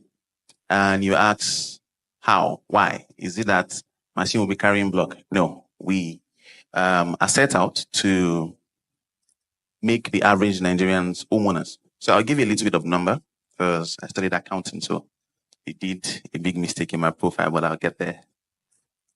So I have a degree in accounting first, before economics.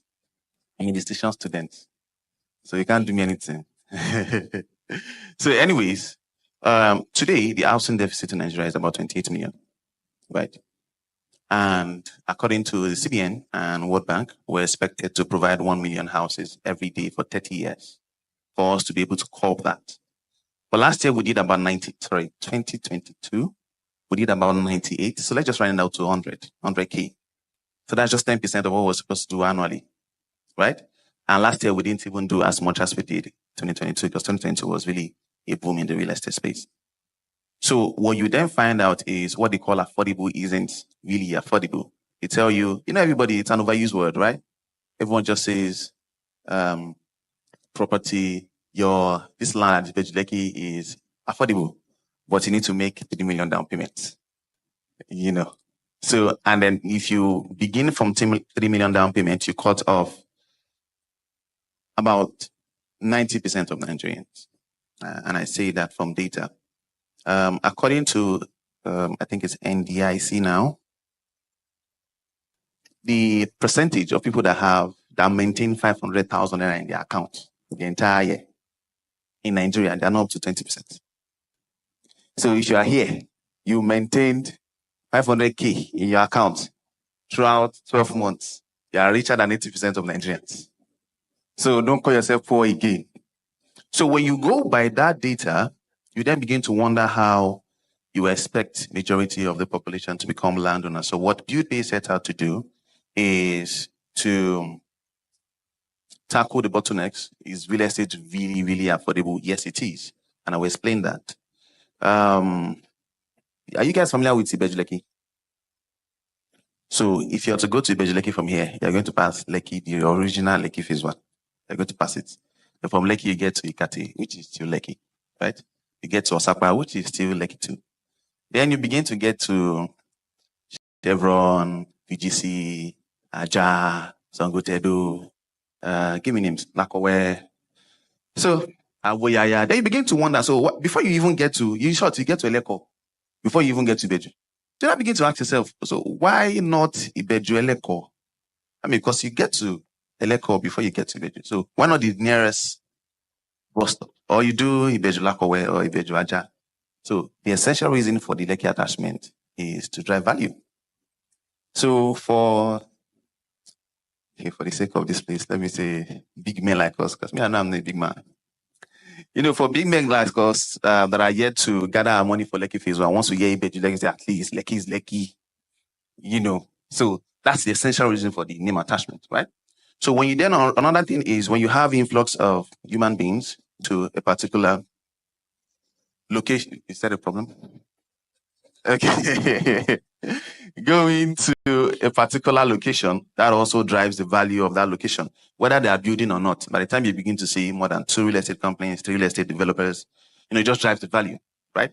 However, one thing doesn't change, the original acquisition cost, right? Ibejuleki today goes for about 25 million, right, per plot. However, if you had acquired Ibejuleki, say 2017, you probably would have gotten it for less than 500,000. Right? So imagine if you acquired that property at that time and you want to sell now and you're selling at 3 million, people will say it's scam.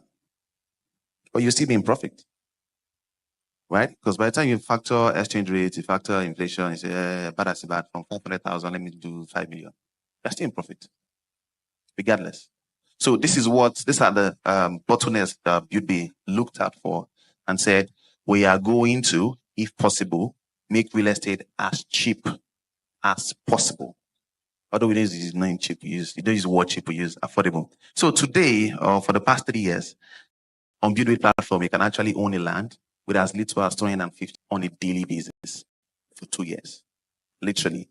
And I say literally because today we have 22,000 customers. We have allocated to about 1,500 customers. We have transacted, now listen to this, about 1.7 million days payment for land. And that's about 4,700 years of payment for real estate, right? And our idea is we're going to make it flexible. Beyond that, we're going to make it affordable. So affordability, you see how low it is. Now, 250 is not the queue. So the price ranges from 250 upward, right? So you have 2,000 daily, you have 600 daily, etc., across the nation, right? And then we made it flexible by saying, hey, don't give us the money at once. Let's do on a daily basis, right? For 2 years.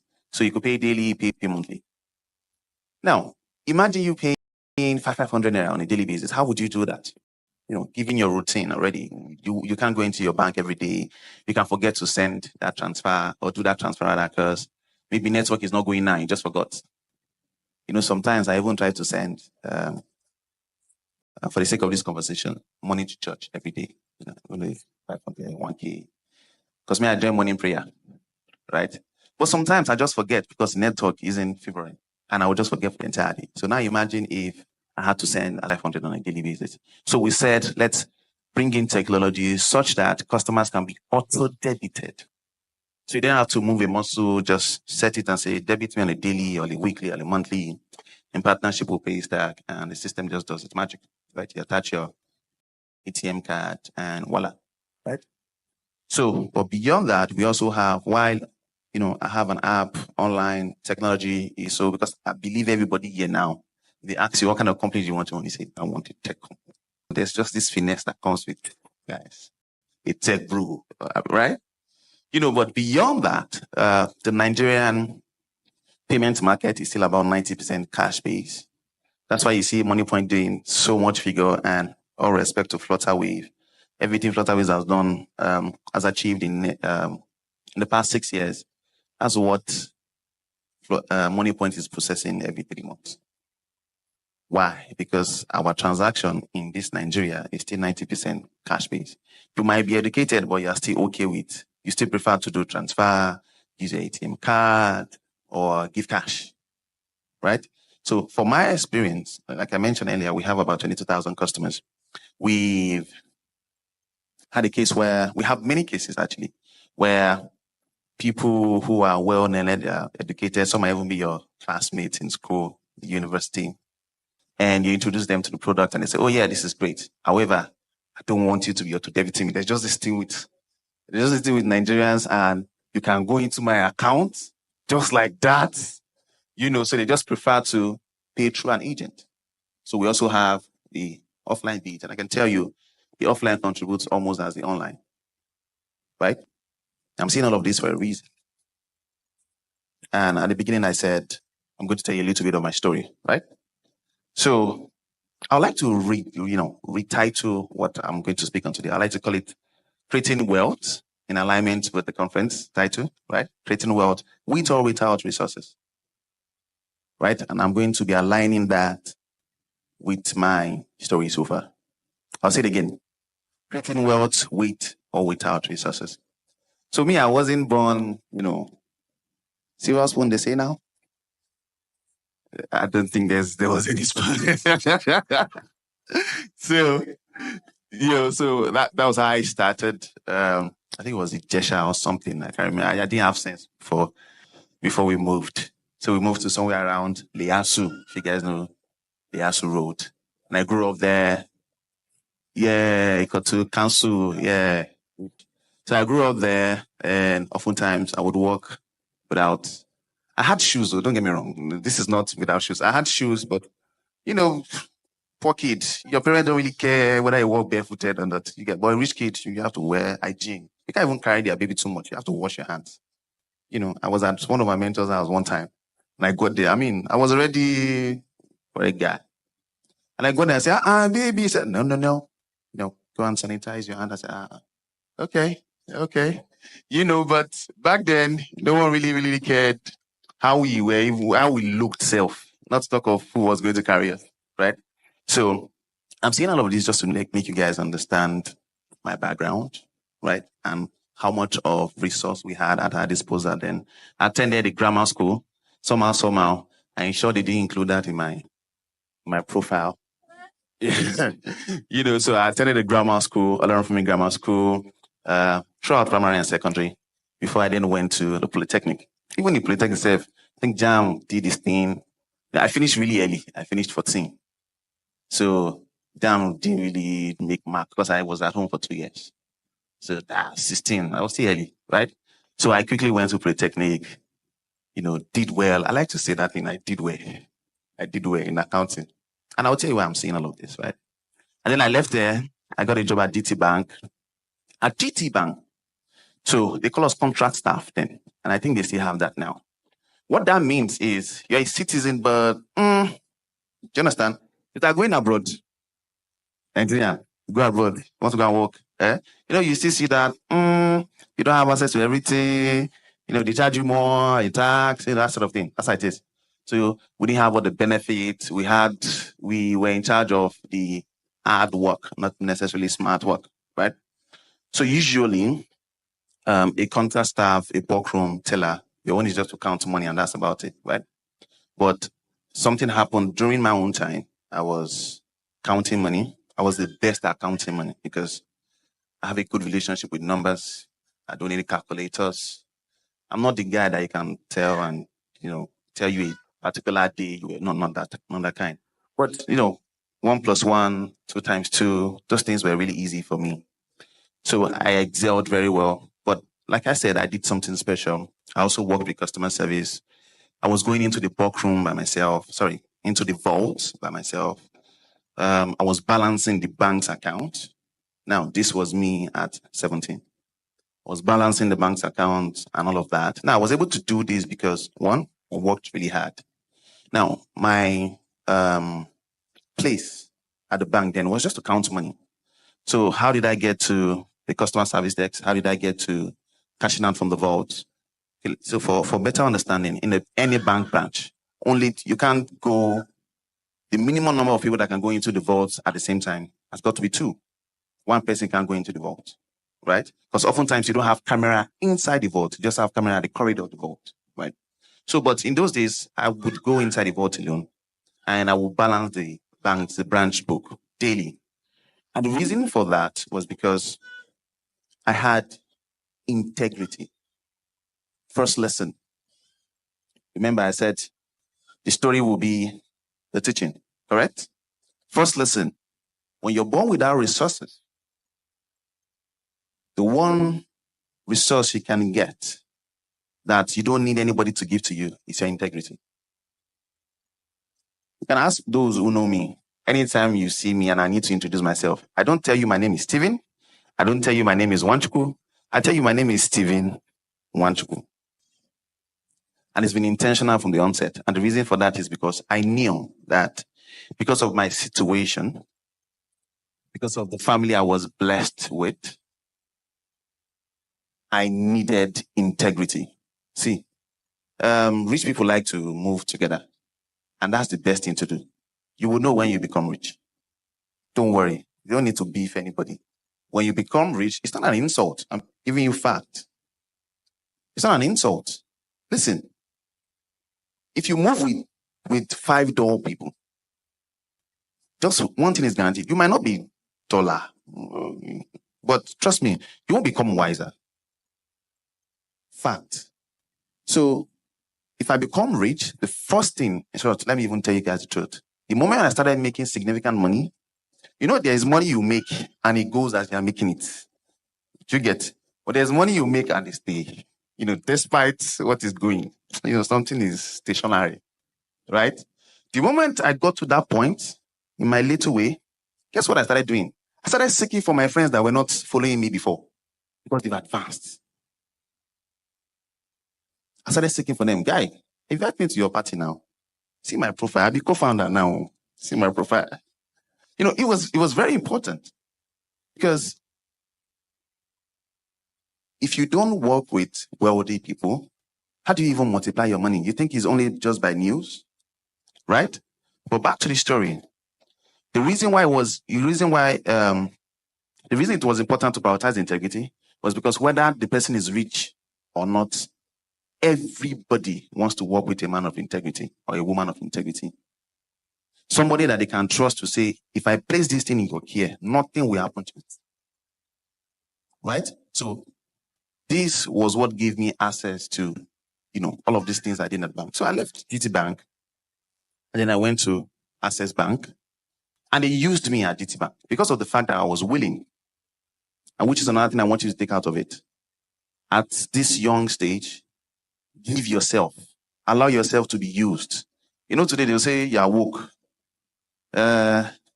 You employed me for this, and that's what I'm doing. I'm doing just enough to get paid by the end of the month, and just enough not to be sacked. That won't help you. Trust me. One thing, in your journey of life, everything you're doing, someone is always watching. And I'm not talking about God. Someone is always watching, and that person will remember you for what you've displayed. So at the early stage, what I would say is allow yourself to be used. If you want to learn, allow yourself to be used. There's a story about the Samsung family. How many of you guys know the Samsung? Samsung, best phone in the world. Don't mind any other story. Best phone in the world. Anyways, so Samsung family. Samsung is from South Korea, if I'm not mistaken, from South Korea. As a matter of fact, you know what they say? They say the capital of South Korea is Samsung. That's how big they are. They are involved in everything, right? Now, the founder of the former CEO of Samsung has 4 kids, right? 1 girl, 3 girls, 1 boy. Now, the eldest girl, after she went abroad, got a master's, guess where she started? She started as an intern at Samsung with a fake name. You can Google this. Now, why? Because it was important for her to learn. Despite all the masters and whatnot, it was important for her to learn. That is someone with immense resources. Not to not talk of me, because if I point to you now, I think I'm attacking you. Not to not talk of me. So one of the fastest way you can grow is allow yourself to be teachable. Right? No matter who you are, whether you're tall or short, whether you're ahead in life, you have to allow yourself to be teachable. And if truly you allow yourself to be teachable, then you will put yourself at the service of others, especially when you're not there yet. So, fast forward, I moved to Access Bank. I did about 7 months, not too much experience. It was just a replica of everything I've picked up from GT Bank. And then I advanced to First Bank. Now, at First Bank, it was a game changer. I was at the head office this time around.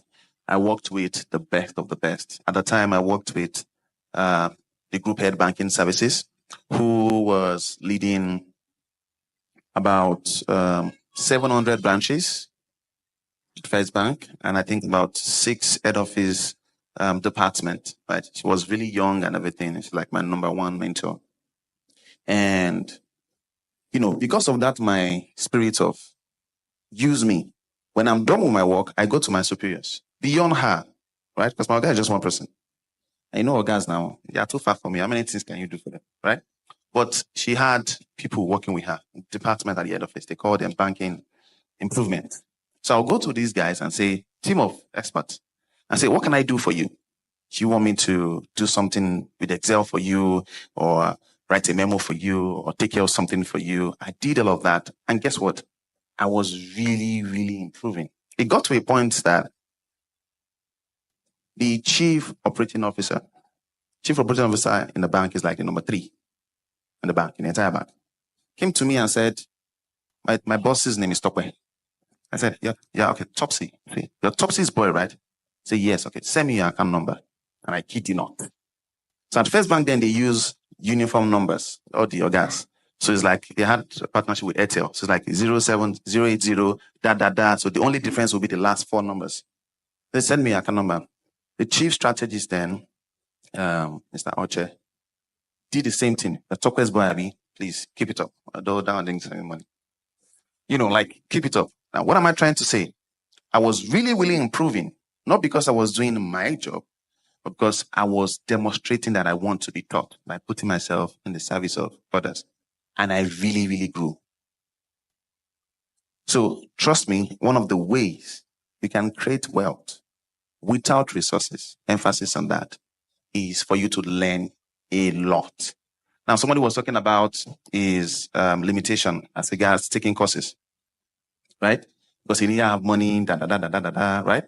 But you could find somebody, maybe someone who is an expert, maybe even the speaker, and say, let me connect with you. Anytime you have anything, you can just give me it for free. I will work for you. Anything you want me to do, I'll do it for you for free. What you will find out is they will begin to throw more things at you that would grow your skill over time, right? Now, I did all of that. Don't forget, I was still a contractor, right? But I broke a lot of records because I was putting myself in the services of others. Number 1, I was promoted like 3 times in 2 years. That never happened. You should be promoted your first 2 years, 1 promotion. And then if you're going to get promotion again, it will be 1 year at least with exceptional promotion. I was promoted 3 times in 2 years. That's 1. Number 2, I was the first contract staff. I don't know if I was the only till now, I don't know. But then I was the first contract staff in the history of the bank that was sent outside the country for a project. So I was on the African integration team that expanded First Bank's operation to 6 African countries. And then I was still 22, if I'm not mistaken. Yeah, I think 21. I was 21 then.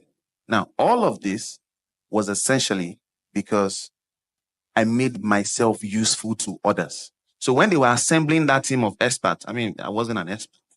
When they were assembling that team of experts, Wanchukwu Stephen's name came up. Why? Because he has demonstrated that he is useful, right?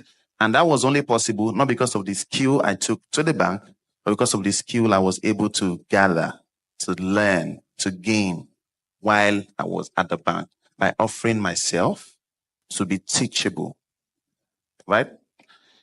So I left there, went back to Bowen University, got 2-1 in account in economic system around, while also consulting for First Bank. And then I led the business team at Mycova Genius. Mycova Genius is the leading insurance company in Nigeria today. Insurance technology, I beg your pardon, in Nigeria today.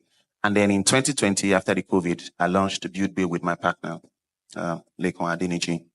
And the rest is history. However, before that time, I sold shoes. I had a shoe brand called the Cobbler NG. I sold shoes. It was essentially handmade shoes. Now, honestly, I sold those shoes based on my integrity. So I just go to every single person I have known all through my time at all the banks and say, I sell shoes now. And instantly, and I kid you not, almost instantly they buy. Now, bear in mind, at this time, they were no longer at DT Bank or First Bank. They moved to MTN, UBA. I still have some videos on Instagram. Me going into those offices with those bags and everything. And those guys bought. You know why? Because they knew that all their experience with Wanchukwu Stephen, yes, though he might not come from a very rich family. However, he had integrity. So integrity usually comes with quality. Trust me, integrity always comes with quality. And I'll tell you why. If you have integrity, you can't offer anybody inferior job or less than quality. You can't. Because you'll be playing to them that this is what I can offer. So usually integrity comes with, and nobody would settle for less. So usually integrity comes with quality. So when I told them that, I'm not in the shoe business, oftentimes, almost immediately, they just bought. And know that, no, if Stephen Wanchukwu's name is on it, it's going to sell. Then after that, I tried to find a company called My eStore. That one too, it failed. The shoe company failed eventually. So it failed as well. But one lesson I would like you guys to take from the shoe company experience is this. In life, you need relationship. Whatever it is you want to do in this life, trust me, by yourself, you can move from here to here, which is a straight line progress, right? But there's this one. You know that? Which is more than this. You see, for you to do this, you need people. You can never do it alone. I'm telling you fact. I'm not saying, I'm telling you facts. You can never do it alone. There are things that would take you 10 years to achieve. But if you know people, probably take you 1 year. Or maybe even less. Now, somebody asked me one time, he said, if my parents won't introduce me to these people that really matter, how would I meet these people? It starts from what you're doing now. Who are you even working with now? Who are you working with now that in 10 years' time, they can be of good use to you? I don't know if you guys get it. Those that went to King's College. You guys know King's College? The famous, proud. See, today, when they are doing their alumni stuff like this, you see Osibanjo was secretary, was vice president, was a secretary at one time. Oluman connotes. Oh, sorry. Everybody don't understand. The vice president. So imagine if there was no relationship, nobody made any effort. Now, one of your friends that you can say, Osibanjo, Banjo, come here, Alpha, is now the vice president of your nation. So it is important that you select your relationship carefully. and maintain them. At the beginning of this month, you know what I did? I'm very bad at keeping in touch with people. Very bad, right? So I do it like a robot. So I wrote a list of people that I want these people. I've worked with them over the years and they were important then. So definitely, most likely they're important now. So I made a list and said, I'm just going to send them. Chief, how you doing? It's been a while. I'm not asking for money. I'm not asking for anything. I'm just saying hi. And I'm going to do that routinely. It might be once a month. It might be twice a month. It might be once in 2 months, etc. It's important because if you don't keep in touch with me, one day when you need my help, that might be hard for you to ask. It might be hard for me to do. So relationship, you will find any billionaire you see today, you would notice that one thing they have is relationship. Count all the billionaires or name all the billionaires in the country today. You would see that they have good relationships, right? Take it outside. You see that they have good relationships. If you watch some of these documentaries on Netflix about billionaires, you see how relationship they have. And you don't necessarily need to have money to get a good relationship, right? All you just need to do is to be intentional from now.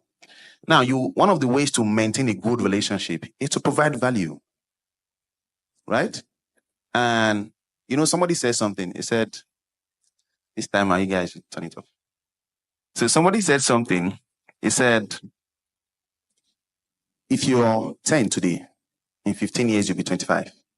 How would you become 25? The answer is simple. You lived day by day for 15 years. If for some reason you could skip 14 years, by 15 years, you would be 11. What does that mean? If you really want to be someone of huge value, it's going to take you adding value to yourself every day. According to study, if you can digest 10,000 hours of studying a particular course, you would know more about that course than 99% of the world's population. Right? So what's important, just like when you go to the gym and you do 24 hours of lifting dumbbells, it won't do nothing. But if you go to the gym and do 30 minutes of whatever for a long period of time, that 24 hours, cut it down to 30 minutes and do it for that number of days or number of weeks, you're going to get more results.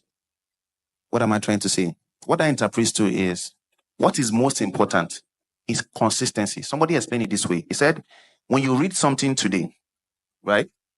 Watch my leg. When you digest something today, it starts here. When you digest something tomorrow, it will be placed here. Now, every single thing you digest, there's just a tiny rope ahead of it. So if you digest another thing the following day, the rope that comes with the knowledge of that following day can easily attach to the one at the first, right? And if you continue that process for, say, 5 years, it would really, really be easy for you to remember what you digested the very first day, right? But when you do today, and then you say, bowling, let's go to, don't let me mention any venture now. And then in 1 week time, you then carry your book and read. You will find out that it will become hard for you to remember what you studied 1 week ago. You then have to go and reference, right? Now imagine some of us, when we were in school then, we are not reading anything. Night of exam like this, it doesn't work that way. And some will say, so long as I attend every single lecture, forget it. It doesn't work that way. You would never achieve something of great substance with shortcuts or by guessing or based on vibe. It doesn't work that way. It can only get you as far. Just something okay. But if you're going to achieve something of good substance, you can't do guesswork. You can't do shortcuts. You are going to actually provide real value. And the best way to do that is to train yourself over time. When I started Build Bay, we had 0 naira. When I say 0 naira, I'm telling you 0 naira. I just left my job then at my last place of work. And we had nothing. All we had was the product. We knew what we wanted to do. We had the knowledge. It was so bad. And when we were going for meetings, we sat down with all the real estate companies. All of them. And they said it wasn't possible. How can you sell land for 500 naira? No, it's not possible. But for these guys to even take you, eventually we settled with one, long story. But for these guys to even take you serious, you have to appear you can't come there on bike. So we would enter normal downfall bus, right? And take bike. So when we are close to their place, we now order Uber. So it's just 500 naira. So when you get to the location, you alight in a car. You understand? So AC fitted, everything nice. And that was what we did for a long time until we were able to seal the deal. Now, what I'm trying to say with that story is one thing was important. We had substance. We were not men of, I want to do this. We knew how to do it based on experience. And it wasn't because we had one master's or we've gone outside the country or our daddy showed us the way. It was because of the fact that over the years, we've made ourselves teachable. Somebody said something, he said, proof of desire is pursuit. I'll say it again. The proof of desire is pursuit. What that means is you cannot say you desire something without going after that thing. Is that possible? It's not possible. So if truly you wish to acquire wealth, then you must pursue it. And if you have all of these things, the last thing that you would need would now be money. And guess what? There are so many people that have money, but not so many people with value. And those that have money are looking for those that have value. You say somebody should come and invest in your business. I say, oh yeah, brother Tech, say something. You don't even know your industry. My firm functioned for like 6 months in a bus. Kid you not. We had 3 staffs. They were always stationary in the company's bus. Branded. We got the bus from somewhere like that. 6 months, 6 or 7 months in the bus. We had somewhere that we had an agreement with them that this is our office, and our bus was always parked in front of the office. So when customers come to look for us, where are you? We just came back from one outing, so we are still in the bus. So what's up? How you doing? How's it going? What do you need? For about 7 months. And the reason this was possible, again, I keep my mind on one thing. You can create wealth without or very little resources. It's very possible. I've done it. So this is not something I read the one Kiyosaki book. No, I've done it. And it's very possible. And I can tell you that one of the things that made it very possible was because of the fact that I had value. How did I get this value again? I made myself teachable. I pursued my desire. I made relationships. See, I can tell you the purpose of every single friend I have today. I have a friend, he's a bookworm. The only reason me and that guy we are friends, aside from things like, yeah, he's doing what I'm doing well. I've never given him money before. He's never given me money. We never asked because he's a bookworm. So every time we sit down together, the only thing that guy is telling me is, have you read this book? So he has a part to play in my life. I have a friend, Christian. There's nothing I can tell in this life. Christian. And one of the reasons I have him close is for that fact that this guy would ensure that I stay with Christ.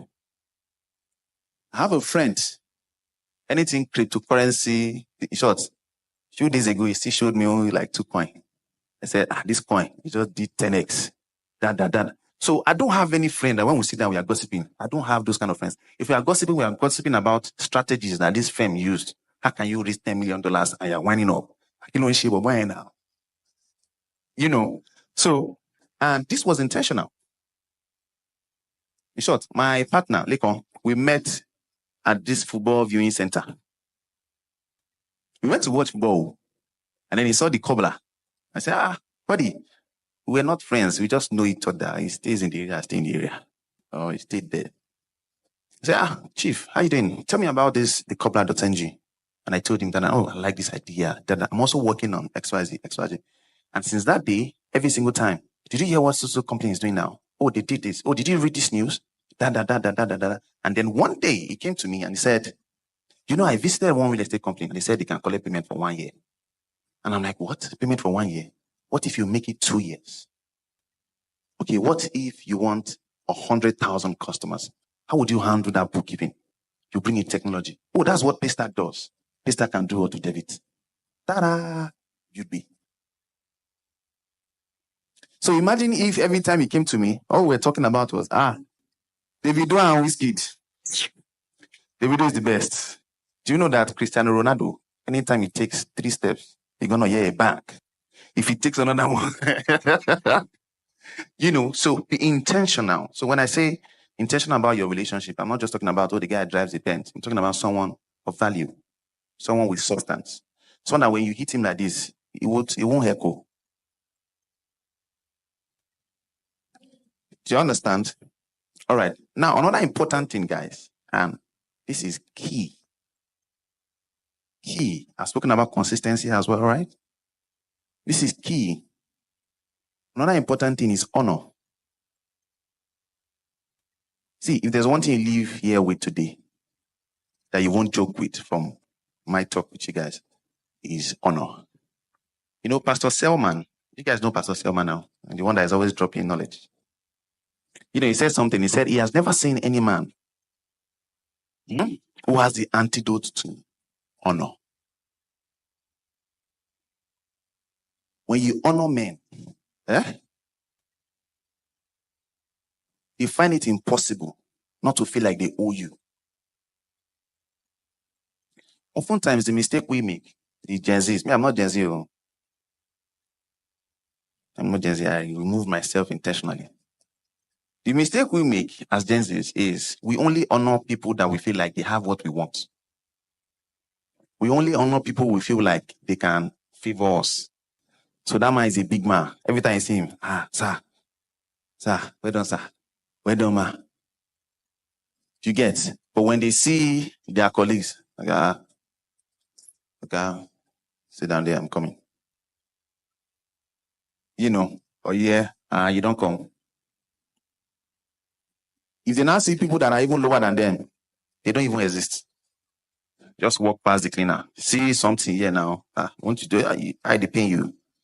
This is supposed to do. So I have a chef. I have a cleaner in my house. And my guys that have visited my house, they can testify to this.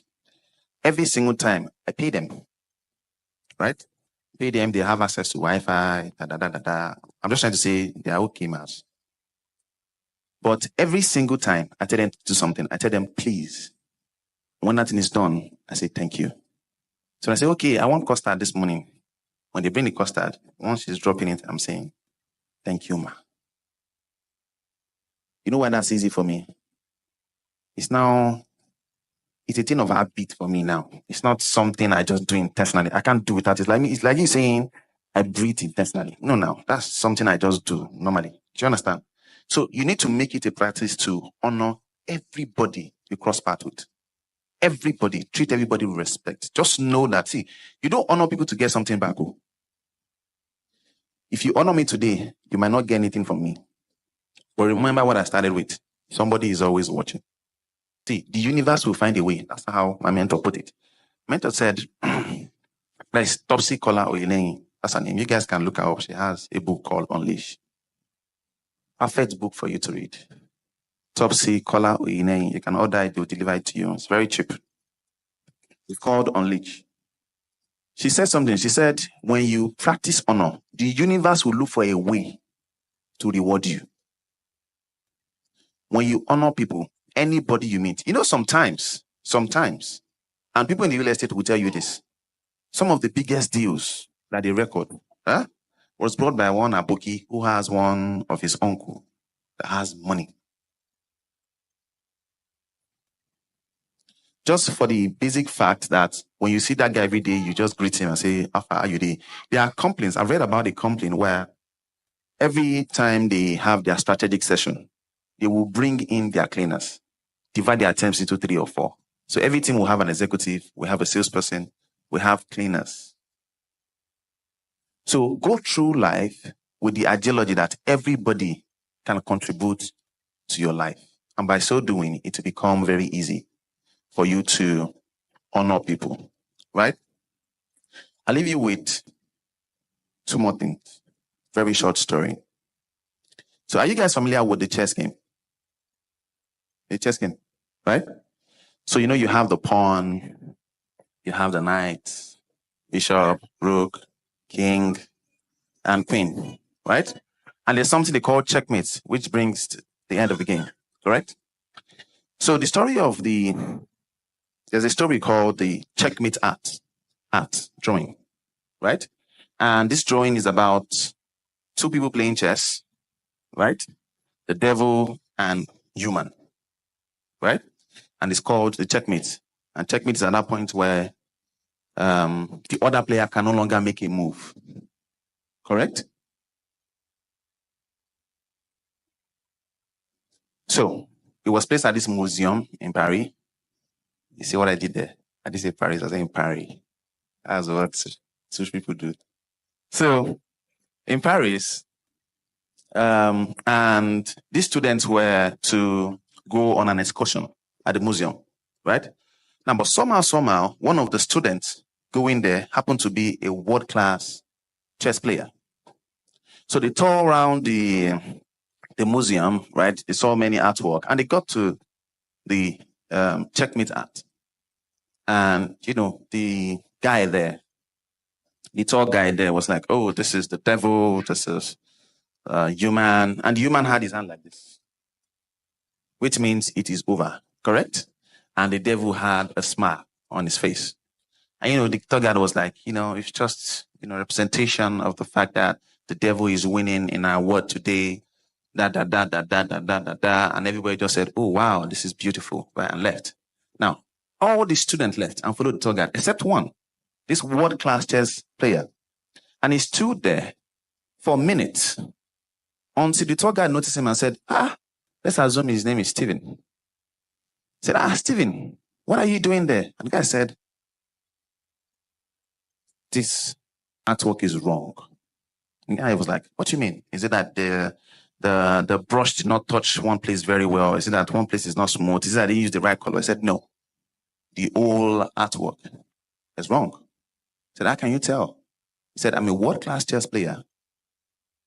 And if you look at the setting of the pieces on this chess, you know, they have black and white.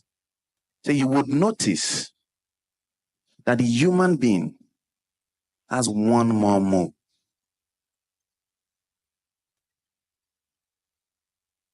Again, it's an artwork that says checkmate to depict that the devil is winning the human race. And the human race is failing, right? And the human no longer has a move. But this is a professional chess player saying it is wrong. Why? Because the human can still move his king. And what that said to me was that no matter the situation you find yourself in, no matter how bad it is, just know that your God still has one more move in your life. And never, ever give up on yourself. No matter the level of limitation you have, no matter how difficult it is, never, for whatever reason, because of time, I can't tell you, you know, all of the difficulties I've faced in my journey so far. But one thing I can tell you for a fact is never give up. Sometimes your problems just need time. So while you're asking God, give me money, you should be praying for God, give me strength. Because your problem doesn't even need money. It just needs time. And the last thing I would like to leave you with, everybody here is a Christian, correct? So whether you're a Christian or not, prayer is the same thing everywhere. They pray. Now, prayer is not a substitute for work. In any way, it's not. But when you pray, it's a form of meditation. And, sorry, ma'am, you teach meditation, yes, Laura? Good. And why is meditation important? When yoga, why is it important?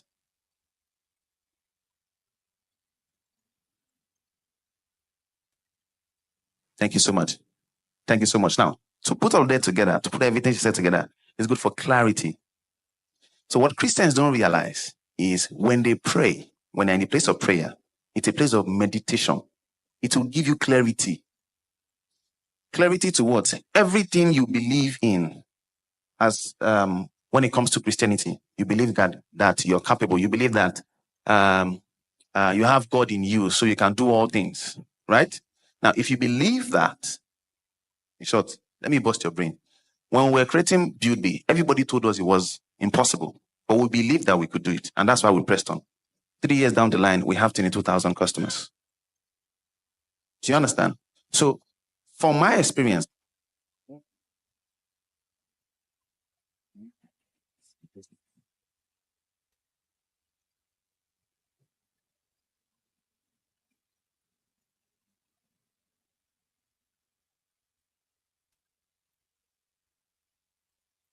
and you need it in everything you do.